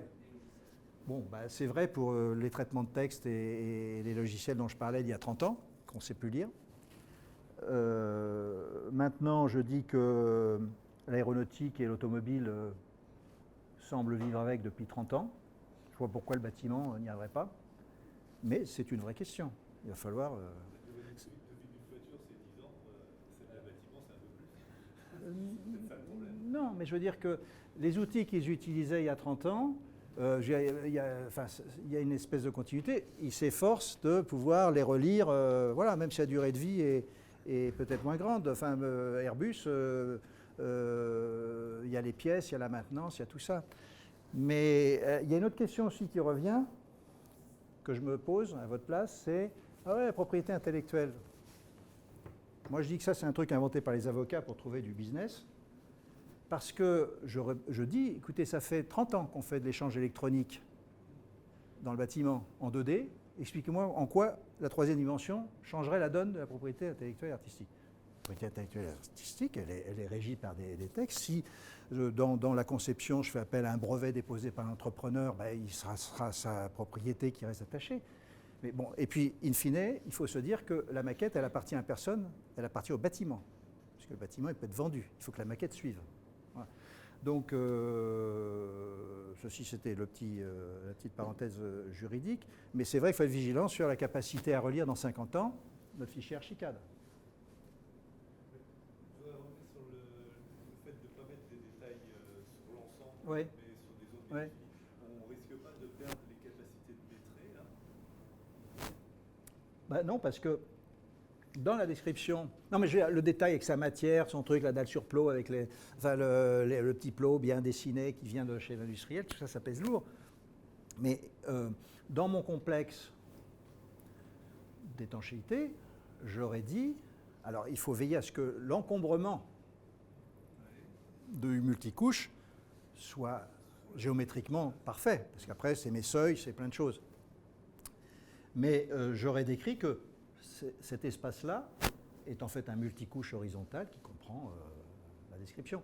Mais dans sa représentation géométrique, ça pèse rien. Ce qui pèse, c'est le détail géométrique de chacun des petits plots, des petits trucs que je peux poser. C'est pas la peine de tartiner. Ce détail vient se superposer, il ne remplace pas, je dirais, l'élément. Ah non, mais il faut parce que le mur composite que j'ai dessiné sur Archicad, bon, sur Archicad, c'est vrai que c'est très facile, donc on a tendance à les faire. Mais je pourrais très bien dire ça va être trop lourd, donc je mets un mur encombrant, et puis je dis par ailleurs quelle est sa composition, et je le retrouverai dans les métrés. Est-ce que vous intégrez les DOE 3D aussi? Les DOE 3D, des fluides, etc. Alors, le problème, c'est le problème, c'est qu'à chaque fois que je démarre avec un BET qui a déjà fait sa plaquette montrant qu'il était le roi du monde du BIM, BIM manager, BIM machin, BIM truc, je dis, bon, on va le faire vraiment en BIM. Il dit, ouais, pas de problème. Bon, et puis on est retenu au concours. Je dis, bon, alors on y va. Il dit, ah ben, on est en train de se former sur Revit. Voilà, donc pardonnez-moi, les BET qui sont dans la salle, je mesure un décalage vertigineux entre les propos et la réalité. Alors, mais en même temps, je ne jette pas la pierre, c'est normal, on monte tous en compétences. Mais arrêtons les discours survalorisants, ça fait perdre du temps. Donc c'est une vraie difficulté. Je n'ai pas encore rencontré un BET. Alors en plus, le BET, lui, il dit, bah, moi, je ne dois pas. Et c'est vrai, en loi MOB de base, il ne doit pas donne du filaire. Certains, enfin, leur fédération professionnelle, donc c'était Syntec en l'occurrence, nous avouait très sereinement, pendant nos réunions de travail pour l'élaboration du guide de la MIC, de toute façon, nous, sur le chantier, on n'y est pas, ça se démêlera entre l'archi et l'entrepreneur. Mais c'est vrai que c'est un petit travail. Moi, par contre, je dessine les soffites, mais j'aimerais les faire en appui du dimensionnement de la gaine dessiné par le... Donc il faut que contractuellement ce soit dû. Voilà. Et pour que contractuellement ce soit dû, il faut que le maître d'ouvrage nous ait filé les missions d'exé. Sinon, on va dire, bah non, c'est l'entreprise qui va dimensionner. Ah ouais, voilà. Donc après le permis, on va encore se rendre compte que les surfaces ne vont pas et qu'il faut... Voilà. Donc c'est vrai qu'il faut qu'on arrive à avoir... pour avoir une maquette intelligente, il faut qu'elle soit, il faut qu'elle soit constituée, je me répète, avant le permis. Ou alors qu'on nous donne les moyens après le permis, ou alors que tous les corps d'État et les entreprises disent « Ok, on prend le relais, monsieur l'architecte, vous inquiétez pas, on va dessiner. » Voilà. C'est pas comme ça que ça marchera. C'est comme ça que ça se passe sur les fluides. Hein? C'est très souvent comme ça que ça se passe sur les fluides. Oui. Même si l'architecte en loi MOB, pas l'architecte, la maîtrise d'œuvre à la mission exé, Oui. en général, le bureau d'études s'appuie sur les fluides pour passer au-delà du filaire. Ben oui, mais s'il a la mission exé, il le doit. Le dimensionnement et le détail de la gaine et le... Oui, mais pareil, les plans PAC de l'entreprise ne sont pas tout à fait les... Alors, il y a le sujet des PAC, oui. Bon, mais là, il y a le temps de dialogue. Mais s'il n'empêche, si le dimensionnement a été fait sérieusement et des calculs en 3D, non, je ne dis pas ce que je pense. Non, je dis très souvent, c'est pas le BET qui l'aura fait, il aura demandé à Aldes de faire le truc à sa place. Mais bon, peu importe. Enfin, peu importe. Peu importe. Moi, je pense très sérieusement à faire ce que beaucoup de BET paresseux font, c'est-à-dire, maintenant, je vais me séparer du BET et puis je vais aller directement dialoguer avec l'industriel. Je vais faire les dimensionnements avec lui. C'est ce qui peut arriver aussi. Hein. Comment ? Pour la ventilation, vous pourrez penser. L'éclairage, les fenêtres, les murs. Je peux envoyer ma maquette chez Lafarge, chez je ne sais pas qui, et puis demander en chantant le bureau d'études et l'entreprise, de leur demander de me faire des retours sur cette maquette pour me proposer des systèmes constructifs ou les produits qu'ils ont à mettre en œuvre. Ça se fera à la limite même en aveugle. Je veux dire, rêvons dans 3-4 ans. J'envoie la maquette, eux ils auront un truc, tac, check la maquette, tiens, tac, on fait ça, ils m'envoient le truc, presque sans intervention humaine. Je veux dire, donc je dis aux acteurs un peu paresseux, faites gaffe. Parce que c'est vrai, je dis aux archis aussi, faites gaffe, il y a l'intelligence artificielle qui arrive. Hein. Il y a déjà le PDG d'Autodesk qui a déclaré que, pour les malheureux qui sont sur Revit, qu'ils sachent que leurs licences, qui sont maintenant donc des abonnements, c'est-à-dire si le vendredi soir vous n'avez pas payé, le lundi vos écrans sont éteints, vont doubler, ce qui a déclenché une première pétition de l'UNSFA contre cet abus dominant. J'espère qu'Autodesk est dans la salle ou que ça leur sera rapporté. Enfin, je fais une conférence avec eux la semaine prochaine et je leur dirai la même chose. Deuxième chose, c'est qu'ils ont annoncé que désormais, vous n'aurez plus le droit ni la capacité de stocker vos données sur vos disques durs, ce sera obligatoirement sur leur cloud. Et quelques jours après, le PDG d'Autodesk disait que grâce à l'intelligence artificielle et aux milliers de projets qu'ils allaient pouvoir engranger, ils pourraient faire eux-mêmes de la production de ceci, de cela. Voilà. Donc, c'est le bonheur des GAFA qui vous pique votre matière grise, là, et qui va vous la revendre, sous une forme ou sur une autre. Et vous serez obligé de l'acheter. Moi, j'ai une question pragmatique. Aujourd'hui, on arrive à faire des projets en BIM conception avec des architectes et bureaux d'études. Ouais. Ça se passe relativement bien. On arrive à la phase DCE, enfin pro-DCE. Et concrètement, on fait comment en phase chantier? Parce qu'aujourd'hui, on a des entreprises, certaines sont à peine capables de faire un plan ou à la main, mais ils ne sont pas capables de mettre un jour de maquette. Oui. Alors, on donne la mission exé aux architectes et aux bureaux d'études. Mais concrètement, on fait comment avec ces entreprises? Alors, je veux bien le charpentier, non, mais il a souvent oui, la oui. capacité de livrer un BIM, ça je veux bien, mais les autres, c'est loin d'être. Bon, si on était des gens raisonnables et solidaires, si on était, mais ça touche quand même le principal de nous tous, qui est le maître d'ouvrage, parce que c'est lui qui choisit ce secteur, c'est lui qui choisit, qui fait la mode d'évolution des marchés, c'est lui qui donne le... Voilà, bon. Si on était raisonnable, on se dirait, allez, on est là pour 3 ans à en baver un peu, mais on va le faire sérieusement pour avoir une belle montée en régime et puis être au top niveau dans 3 ans. Je vous dis, il y a certains maîtres d'ouvrage qui l'ont compris, qui le font. Dans ces cas-là, il faut que les choses soient dites, soient écrites, il y a des conventions BIM, et que, voilà, qu'on ne se gosse pas chacun en disant ouais, je suis champion du BIM, qu'on dise non, moi je ne sais pas, et à ce moment-là, on voit le dispositif, on dit bah, c'est le BET fluide qui va accompagner le truc, ou c'est l'archi qui va faire ceci, cela. Puis on travaille en transparence, en comptabilité analytique, puis on se donne les moyens d'arriver à un DOE parfait, malgré des gens qui sont encore un peu à la traîne. Voilà, si on était intelligent, ce qu'on ferait. Bon, on sait tous que dans le bâtiment, c'est pas ça. Hein, faut dépenser le moins possible, il faut faire les trucs qui nous arrangent nous et pas l'autre. D'où les 15 à 20 milliards d'euros par an de coûts de non-qualité. Est-ce que vous avez su, au fur et à mesure des expériences, vous entourez d'entreprises qui commencent à être compétentes dans le BIM? Vous en avez certaines autour de vous ou à chaque fois c'est une découverte? Non, c'est une découverte parce que, je vous dis, même avec les majors, hein, je bosse avec eux.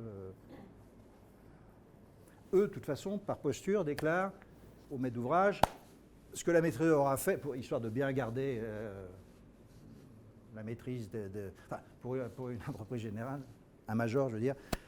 Plus c'est flou, mieux c'est. Donc, il ne faut pas que la maîtrise d'œuvre fasse trop. C'est clair. Ils disent que la maquette, ils nous l'ont déclaré, hein, la maquette à archi maîtrise d'œuvre, poubelle, ils vont tout refaire. Voilà. Mais non, mais bon, voilà.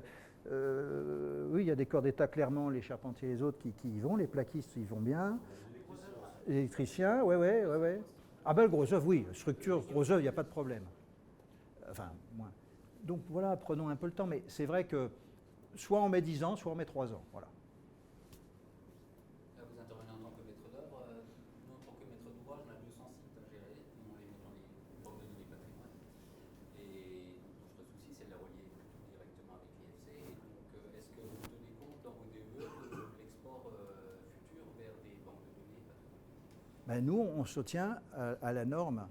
Nous, on est pour l'open BIM, hein, quand je dis nous, parce que bon, UNSFA et autres, toutes les fédérations sont pour l'open BIM.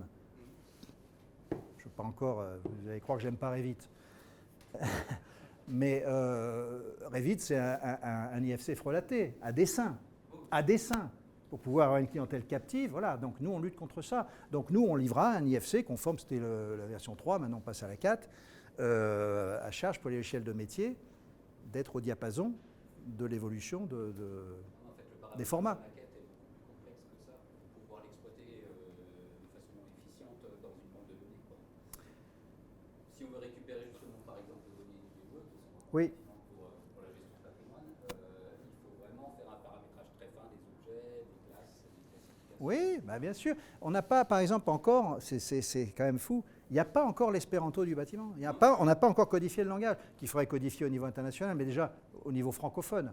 Si vous écrivez chambre, CH.1 ou CH1, alors bon, Solibri Model Checker, ou un bon analyseur de maquette, il saura identifier un truc, là, il faut que vous me disiez ce que c'est, parce que je ne sais pas. Il ne faut pas qu'il l'interprète tout seul. Mais donc, il y a ce problème de codification des zones, parce que tout commence par la zone. Voilà. Mais c'est vrai que l'USH ou la FPI, Chambre des promoteurs constructeurs ou l'habitat social, devrait très rapidement, aurait déjà dû se mettre d'accord sur un truc. Quand je dis qu'il faut bimer le programme des manuels, ils ont tous les mêmes programmes à quelques variables près. C'est un pourcentage de 2 pièces, de 3 pièces, c'est des largeurs de ce. Bon, voilà. Donc il y a le nommage des zones, le nommage des trucs qui sont. Voilà, pour l'instant, on bricole un peu parce qu'on n'a pas ce truc. Des gens y travaillent, donc ça va arriver, mais pour l'instant, on fait un peu avec. Est-ce que le maître d'ouvrage va pouvoir imposer, en plus de la charte BIM, des considérations plus techniques de mappage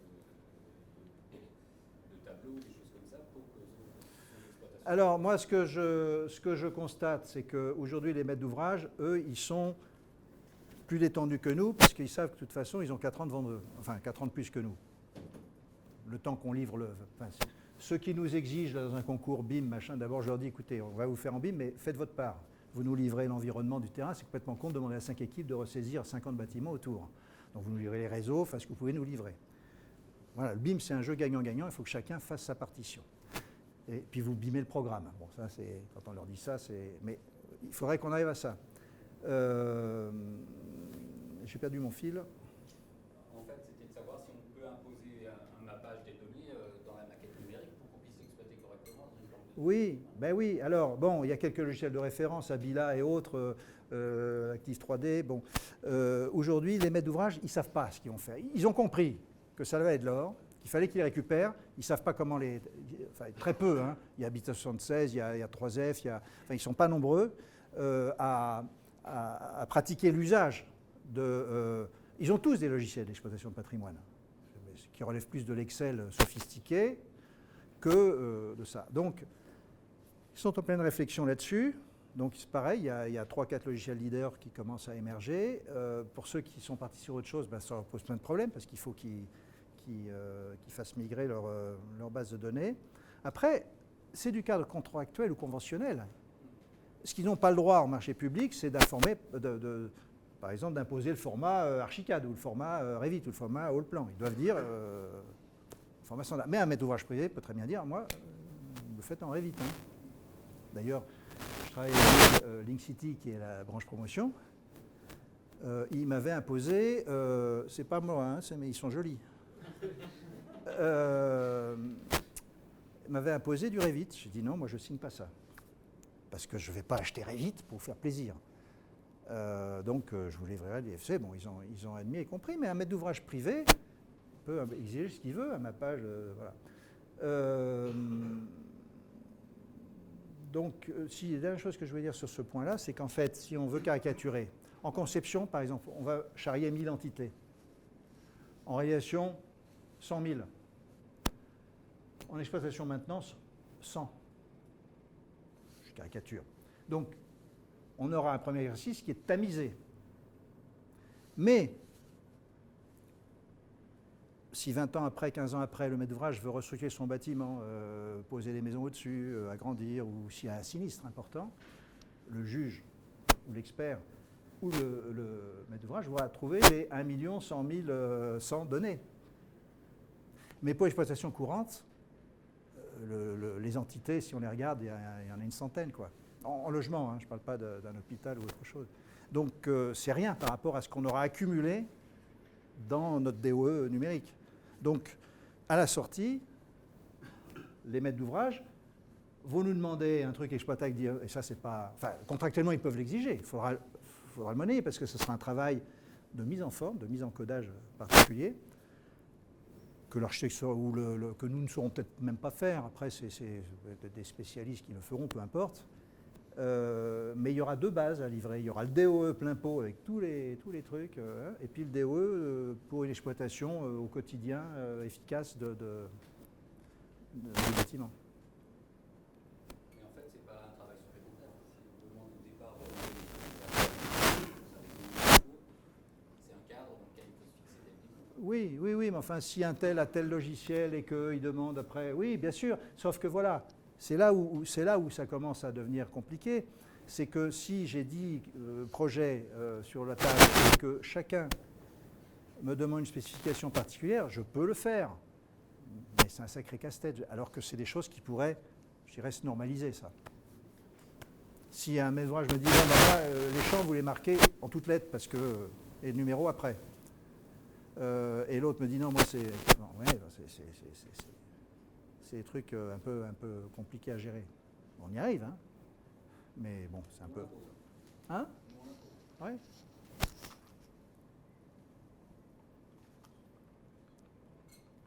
Donc, non, mais on peut faire plein de trucs avec ça. Et le maître d'ouvrage peut imposer plein de choses, mais c'est un maître d'ouvrage public ou privé? Public. Dans le règle des marchés publics, quoi. C'est-à-dire pas prescrire un truc particulier. Comme nous, on nous interdit de prescrire Choucault, on doit mettre Choucault ou équivalent. Ben là, c'est sur les outils, c'est les formats reconnus, au moins dans la CE, voire à l'ISO. J'ai une petite question. Je suis un maître d'ouvrage public, je fais de l'exploitation maintenance et j'ai le logiciel Revit pour mes tableaux et maquettes. Ouais. Je peux demander un DO OpenBIM. Oui. Est-ce que j'ai le droit de demander une maquette de gestion au format Revit? Marché public contractuellement, je pense que c'est critiquable. Juridiquement parlant, parce que c'est de la discrimination. Par exemple, tous les archis qui sont sur Archicad ne pourront pas répondre. Alors que si vous demandez l'OpenBIM... Hein? J'ai demandé un DO OpenBIM. Oui, mais ça tous les archis qui utilisent un logiciel qui sait délivrer l'OpenBIM donc pourront répondre. Sauf que celui qui n'a pas Revit, et si en deuxième demande il y a « je veux du Revit », eh ben, il est pénalisé parce que ça va... Bon, même si avec Archicad, on sait assez facilement migrer des choses dans Revit et après, bon, mais c'est des demandes qui, là, peuvent poser des problèmes de recevabilité juridique. Bah, je pense pas, si on détache sur la mission, on dit Ah ben, sauf si c'est... on dit que cette maquette, quel que soit son format d'origine, on l'a vu en Revit, hein, c'est comme si on a un véhicule diesel, on ne peut pas de l'essence. Hein. Oui. Et nous, toute la numérisation, et j'ai justement eu un conflit avec un géomètre là-dessus qui voulait faire en Revit. Non, on est sur Archicad, quoi. On a fait toute la numérisation en Archicad par Ouais. le passage à Elsa. Oui, ben, ça dans une mission détachée. Mais imposé par un méthode qui contrôle la bonne transfert des informations. Ben oui, oui, mais ça peut être difficile. Oui, oui. Je pensais que tous ces problèmes de dialogue entre les archicades étaient en train de se régler. Ça marche pas. Non, enfin bon, nous on travaille, évidemment, beaucoup de nos partenaires sont sur Revit. Donc on voit bien que des choses qu'on s'échange parfaitement avec d'autres, ça passe pas. D'ailleurs, bon, en général, quand on exporte de l'archicad dans Revit, si on a bien le lit. Mais, ou alors c'est parce que les Revitiens ont des méthodes de saisie, souvent on voit des murs toute hauteur, alors que normalement on doit saisir séquence plancher par plancher. Nous on a pas mal de problèmes quand on exporte quand on importe du Revit, et nos partenaires d'Archicad et nos partenaires qui reçoivent notre export Archicad pour leur Revit, en général, arrivent à peu près à le digérer, mais il y a quand même des petits bugs qui ne sont pas le fruit du hasard. Parce que... Je veux dire, en Alsace, beaucoup d'architectes Ouais. beaucoup de bureaux d'études sont sur des Ouais. et sur des projets, alors c'est du pseudo-BIM, j'ai l'impression qu'ils arrivent quand même à plus ou moins s'en sortir, à communiquer, à s'échanger des fichiers. Bah- L'échange de fichiers, ça marche bien. Parce que ce qu'on vient de dire, c'est importer un IFC d'Archicad dans Revit pour remodéliser au-dessus par Revit. Non, ça marche pas. C'est ça finalement. Oui, oui, oui. Ça devrait être ça, le Oui, oui, bah, c'est ce que... Ça se règle pas. C'est, enfin, c'est Mediaconstruct, c'est ADN, on bosse là-dessus. Hein, et ça dépasse le franco-français, c'est européen, même international. C'est qu'on veut que ça puisse marcher. On ne veut pas de leader qui va nous écraser et nous rendre otages, comme on l'est tous d'Apple, d'Amazon et de... Voilà. Et puis ça va tuer tous les petits ingénieux qui ont des idées de bons logiciels, qui vont se faire vite bouffer et tuer ensuite par l'ogre. Donc c'est pas bon pour personne. Il faut de l'OpenBIM.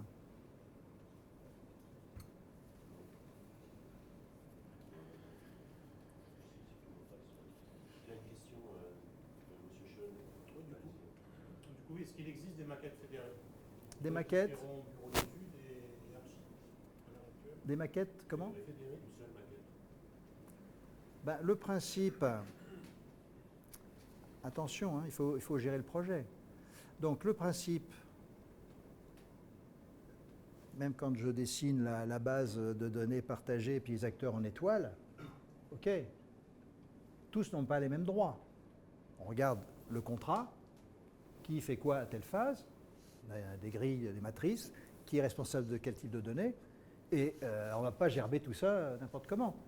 Il y a encore aujourd'hui, dans notre mission d'architecte, même si, enfin, il y a la synthèse, il y a le visa, il y a s'assurer que la cohérence du projet est préservée, parce que si on accueille les demandes de l'acousticien, si tant est qu'il nous a envoyé une maquette, et puis celui du thermicien, etc., chacun ayant vu midi à sa porte, et qu'on met tout ça dans la maquette, ça va être n'importe quoi. Donc il y a une phase de validation.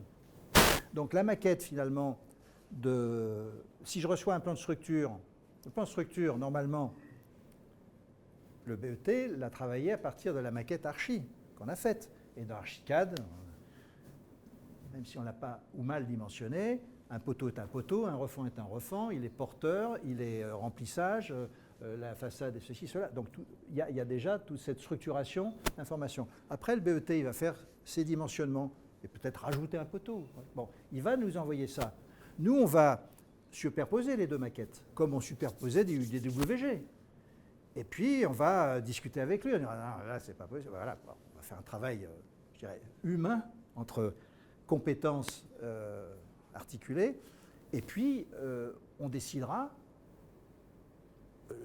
soit il modifie le truc, soit à la limite, et ça serait malsain, il dit, bon, ta petite poutre, je vais la modifier directement.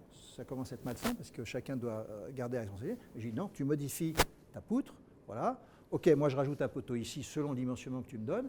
Et donc, ce coup-là, on peut valider dans la maquette je dirais, la maquette architecte avec la maquette structure elle-même, parce qu'on a vérifié la parfaite cohérence.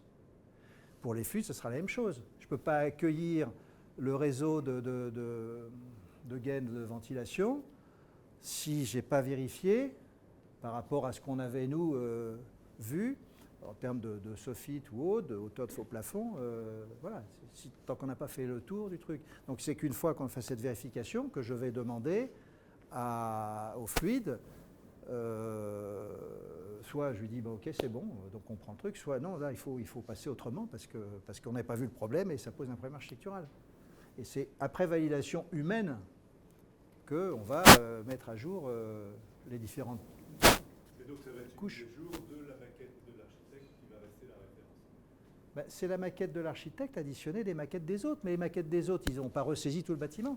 Fluide, il va mettre ses trucs, ils vont voler dans l'espace, mais on a vérifié qu'il y a... C'est pas une maquette qui est quelque part sur un cloud et que chacun va Ben, si elle est sur un cloud, parce que dans la phase, de même que dans les armoires à plan électroniques, on mettait le truc et puis les gens allaient télécharger le plan qui l'intéressait, mais ils ne vont pas le remettre sans l'étape de validation.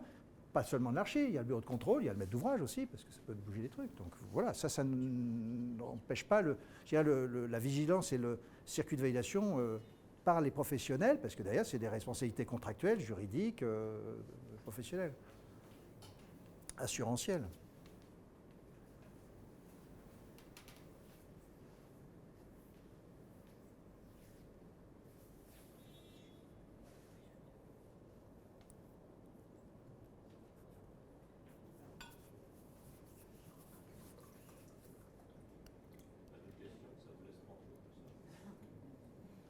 L'expérience qu'on a nous, en fait, ce qu'on aimerait bien avoir dans un DE, c'est quand on a les commissions de sécurité, retrouver les PV et les portes. Ben oui, mais ça, c'est l'enfance de l'art, c'est la base. Donc, mais si on veut tous ces renseignements dans la maquette numérique, c'est ça. Alors, déjà, au moment du permis, j'aurai, ou nous aurons, avec le BET et le bureau de contrôle, spécifié où elle est la porte coupe-feu. Il n'y aura une étiquette. Et donc, pendant le reste du déroulement du projet et à l'appel d'offres, l'entreprise, elle verra bien que elle appelle porte coupe-feu, elle les voit en rouge, là, toutes, elles s'allument. Voilà. Et quand on saura la marque, eh ben, on rajoutera le truc, puis la notice, et puis voilà. Mais déjà, pour moi, c'est pour ça que je dis, votre DOE, il se fabrique très tôt. Parce que ces spécifications, elles sont vitales. Si je veux faire l'autocontrôle automatique avec mon superviseur de contrainte, là, il faut que j'ai spécifié ces éléments-là. Et de toute façon, je rappelle que dans le cadre d'un permis de construire, tout ça doit être justifié. Enfin, on doit justifier la réglementation. Donc la porte coupe-feu, elle est forcément définie. Voilà. Et ben, l'avantage du BIM, c'est que l'étiquette que j'ai posée sur cette porte, elle va rester collée à la porte. Alors que dans les transactions des WG ou autres, on va avoir marqué une notion et puis on n'active pas la couche ou pas la mention, on perd le truc, quoi. Non, mais là, ce qu'il faut, moi, c'est le Oui, il faut le PV. Ah oui. sinon ça sert à rien. Oui. Parce que c'est 20 ans après. Ce PDF, je ne sais pas s'il va être si lourd, parce qu'il va y en avoir Non. pour l'ensemble des portes. Non. Non, mais le PDF, non, mais le PDF, c'est léger. De portes identiques vont avoir le même PDF, donc il va Bah, en fait, être présenté 2 fois ou 20 fois. Mais même, on a quand même, si on cumule avec d'autres éléments, ça fait quand même des masses de données qui sont beaucoup plus lourdes que de la famille. Oui, mais ça pèse pas tant que ça, tout ça. Le texte, non, ça pèse pas. Non, mais effectivement, il y aura attaché à la porte l'avis technique, le PV, enfin, il y aura peut-être 50 feuilles. C'est des schémas, mais c'est pas grave. Attaché à toutes les portes. À l'objet, oui. Et à toutes les portes Oui. identiques. Oui. Oui, mais informatiquement, effectivement, on va dire la porte Tartampion, EPF, machin, tout ça, elle renvoie à la fiche. Mais la porte, elle sera dans une nomenclature, enfin dans Archicad, dans la nomenclature, et elle est unique, elle est à cet endroit-là. Mais il y en a une jumelle qui est à un autre endroit. Mais les 20 portes identiques vont pointer sur le même document. Ouais. Ouais. Oui, on va pas faire 20 fois le PDF. Voilà, donc je pense pas que ce soit si lourd que ça. Ouais. Mais non, mais un lien, parce qu'on met pas, on rattache pas, on peut pas rattacher un document à un IFC. Par contre, on peut mettre un lien dans la table attributaire de la fiche qui est Oui. sur ton. Et on peut aussi, On peut aussi mettre le lien chez le fournisseur. Ouais, mais il y a juste le problème Non, mais pour l'histoire de maintenance. il y a le problème du site qui va changer peut-être d'URL. Oui, bien sûr. Par contre, je ne conseille pas de faire un lien Internet, parce que Oui, c'est l'Internet, ça. en général, il Ouais. au bout de 6 mois, il est Le obsolète. site, il change.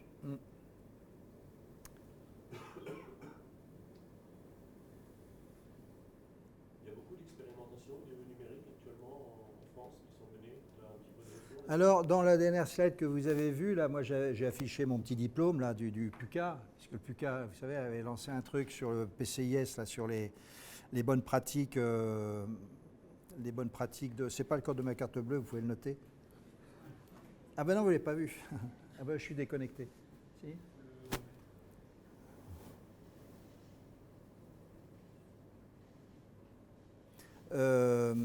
Donc le PUCA a lancé ses appels.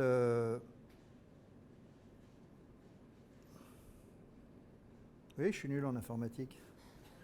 Et d'ailleurs, je vais vous confier un truc. Hein. Ah oui, autre chose. C'est que, oui, c'est ça que je voulais vous montrer. Voilà, le PUCA, il a lancé ces trucs-là. Il y a eu 2 sessions. J'étais lauréat de la suivante. Donc il y a très peu d'équipes, mais bon, il y a 3 majors quand même. Il y a quelques archives, ET, donc avoir cette, je dirais, être labellisé, voilà. Bon, ça donne quoi? Ça donne qu'effectivement, il y a des expérimentations qui sont suivies avec sociologues, observateurs et autres, mais elles sont très peu nombreuses. En fait, c'est plutôt destiné aux bailleurs sociaux qui veulent y aller. Bon, au lieu de chercher des trucs, ils peuvent lancer, ils ont le droit de lancer, c'est l'article 75 ou 95 du Code des marchés publics, ils ont le droit de lancer leur appel d'offres en disant, appel à la candidature, en disant je veux faire une opération en BIM, et ils s'adressent aux 30 ou 40 auréolés pour donc avoir un circuit plus court.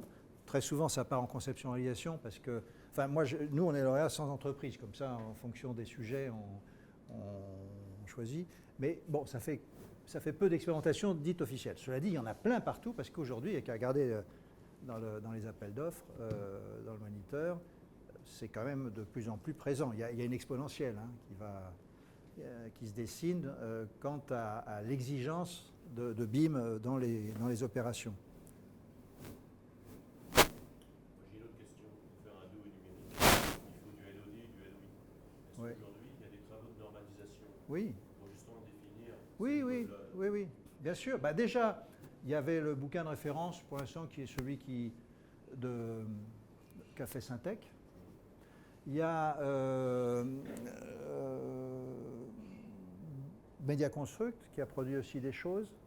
Donc, il y a des documents de référence. Je dis pour les archives, la MAF, vous savez, a fait des conventions types, des certain de choses, parce que ça, c'est évidemment très important. Il ne suffit pas que le maître d'ouvrage demande du BIM, il faut dire comment on va le faire. Donc, c'est un travail Alors, il y a le fameux AMO BIM. Je conçois que la maîtrise d'ouvrage prenne un AMO BIM. Après, il y a le BIM Management, le BIM Manager. Moi, je dis aux archis, ne vous laissez pas déposséder de ce rôle-là. Il vous revient naturellement. C'est nous qui forgeons le projet. N'allons pas encore mettre autour de la table un énième acteur, comme on a eu le spécialiste HQE, qui lui n'est pas assuré, donc un peu d'éolienne par-ci, un peu de photovoltaïque par-là, un peu de puits canadien. Pardon pour les AMO HQE. Je pense que ce qui peut nous arriver de mieux, c'est que les AMO HQE disparaissent. Ça voudra dire que les professions ont bien intégré chacune dans leur camp ce sujet, et idem pour le BIM. Alors après, qu'il y ait l'opération un manager BIM pour s'assurer de la cohérence et du bon suivi, justement, la menée à bon port de cette maquette numérique, ça se conçoit. Ce rôle peut être mutant, peut changer de main, ce qui serait tout à fait logique. Phase conception, il est chez l'archi, ou au moins au sein de la maîtrise d'œuvre. On peut imaginer qu'en phase réalisation, s'il s'agit d'un hôpital, puis ça dépend du mode de dévolution. Quand on est en conception-réalisation, de toute façon, c'est l'entreprise générale qui va le reprendre. Et puis, in fine, il sera entre les mains de l'exploitant. Donc, il faut que ce rôle soit assuré, mais peut très bien, dans les grandes séquences du projet, être fait par des acteurs différents.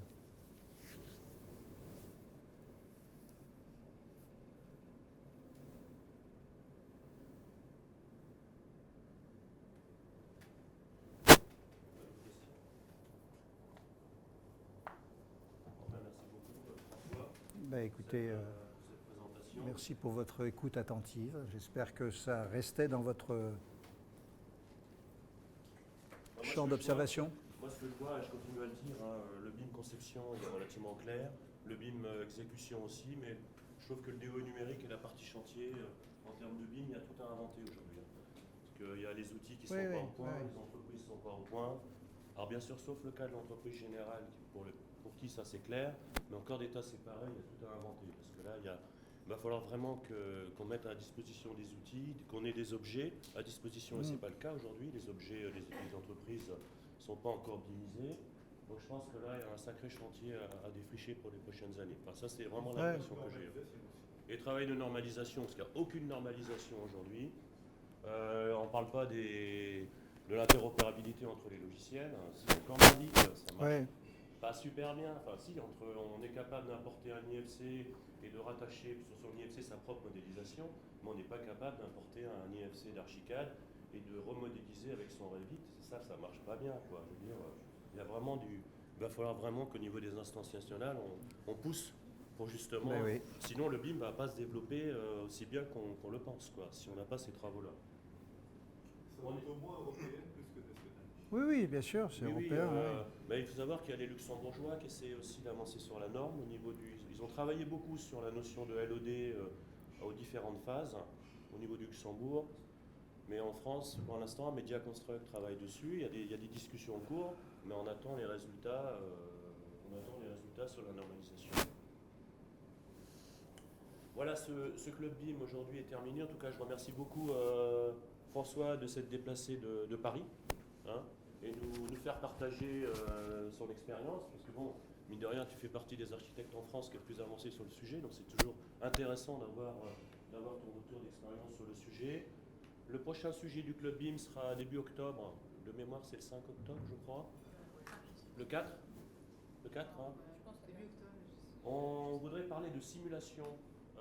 Simulation thermique, calcul ACV, ensoleillement, tous les outils de simulation qui existent, contrôle des maquettes, tous les outils de simulation qui existent aujourd'hui autour de la maquette numérique. Faire un 360 degrés sur ces différents outils. Hein, François, tu en as parlé un petit peu. Ben oui, nous on teste. Bon, ArchiWizard l'utilise régulièrement, mais Elodie, on utilise Elodie et FBIM. FBIM, ouais, Mais pour le bon, calcul c'est ACV. encore un peu galère. On travaille avec BBS Lama, qui est l'éditeur de plusieurs logiciels thermiques. L'objectif étant de faire du 2 en 1 ou du 3 en 1. Puisqu'aujourd'hui, tu es obligé de faire ta thermique d'un côté, puis après une autre extraction de données pour faire pour faire le C-. Donc on est en train de travailler tester des choses avec BBS Lama. Donc je pense qu'il y aura il y aura peut-être à la rentrée une évolution, notamment un plugin ClimaBIM sur Archicad et sur Revit, qui permettra de faire les deux choses en même temps. Les deux choses, c'est-à-dire Simulation thermique et dynamique et calcul ACV. Mais nous, on est en train de tester la même chose avec le logiciel Pernou. Oui, Aussi, on est en train de tester sur un projet au niveau du PTNB, un E+, C-. ouais. Donc aussi bien thermique que calcul ACV, et en même temps on lit ça avec un devis socle pour la partie économiste au niveau des métrés pour faire le calcul du projet. Voilà, ça sera les prochains sujets, le prochain sujet du club BIM. Voilà, au niveau des dernières informations du pôle, oui, quelques dernières informations avant de clôturer le club BIM. Donc on espère achever les travaux de notre espace de construction virtuelle pour fin août, début septembre. Donc je vous rappelle, on va construire un lieu où on pourra faire des projets BIM cette fois-ci, mais dans une salle immersive, avec de la 3D immersive. Ça sera à Ekirch, Parc Innovation, le bâtiment Le Stratège, donc les travaux ont démarré. On a lancé les commandes pour le matériel. Donc on aura vraiment un outil physique basé à Strasbourg pour faire des projets en BIM et à l'échelle 1 et en immersif. Un petit peu ce qu'on a vu tout à l'heure. Oui, ça vous pouvez, si vous tapez BIM Screen, vous tomberez sur un petit film d'animation qui montre ce que ça a donné en phase chantier. Ça, c'est le premier sujet. Le deuxième sujet, le pôle aura aussi une plateforme plateforme BIM. Alors, on sera un peu en concurrence avec le CSTB qui propose une plateforme gratuite Croquis. qui s'appelle Croquis. Nous, Qui est on aura très- notre propre plateforme parce qu'on a aussi la volonté de travailler avec les acteurs du pôle. Ici présent, il y a 200 acteurs au niveau du pôle et on a beaucoup de gens qui sont intéressés pour nous rejoindre sur cette plateforme pour proposer aussi des développements et des futurs outils pour travailler en BIM. Voilà.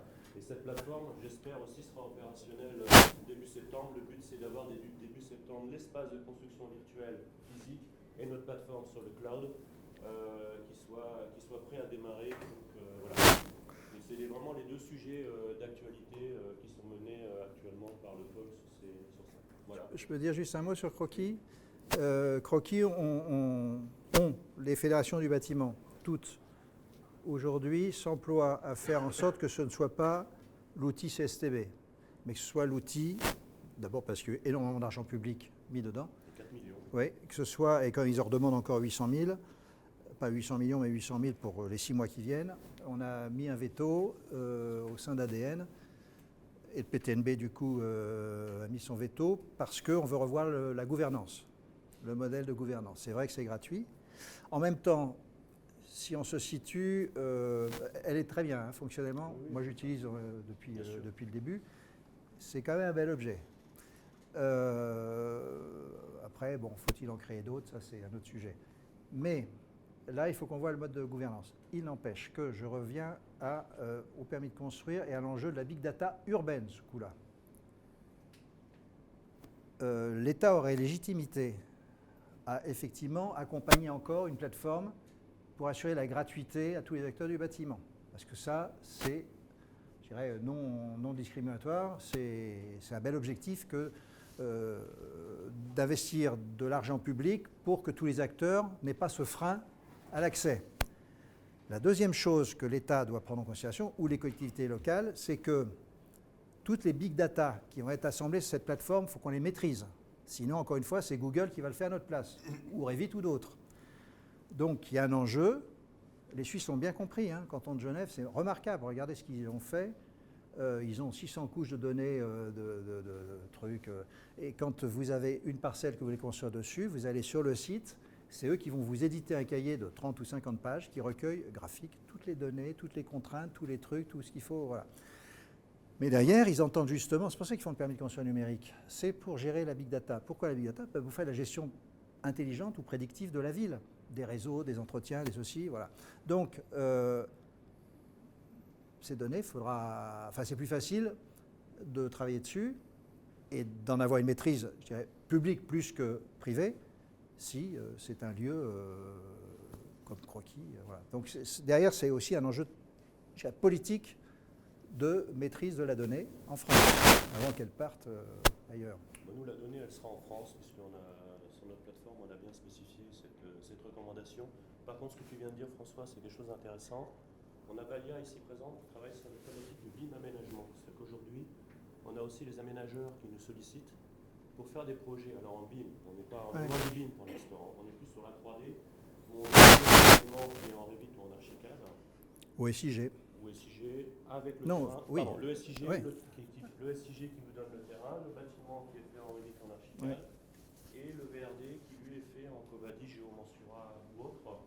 Et on voit commencer à apparaître le lien entre le BIM et ce qu'on appelle le CIM à terme. C'est-à-dire qu'on est en train de faire le lien entre la ville et le bâtiment. Donc tout ça un jour va fusionner, on ne sait pas quoi, comment, mais on sent arriver la fusion entre le BIM, entre le bâtiment et la ville, voilà, de manière très simple. Ok, très bien, écoutez, je vous remercie beaucoup et je vous souhaite bonne fin d'après-midi, bonne journée. Il est que 11h, fin d'après-midi. Oui, bonne journée.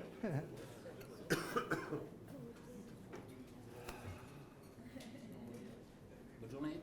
Au revoir. Au revoir. Je te dis au revoir Vincent. Ah oui, c'est vrai.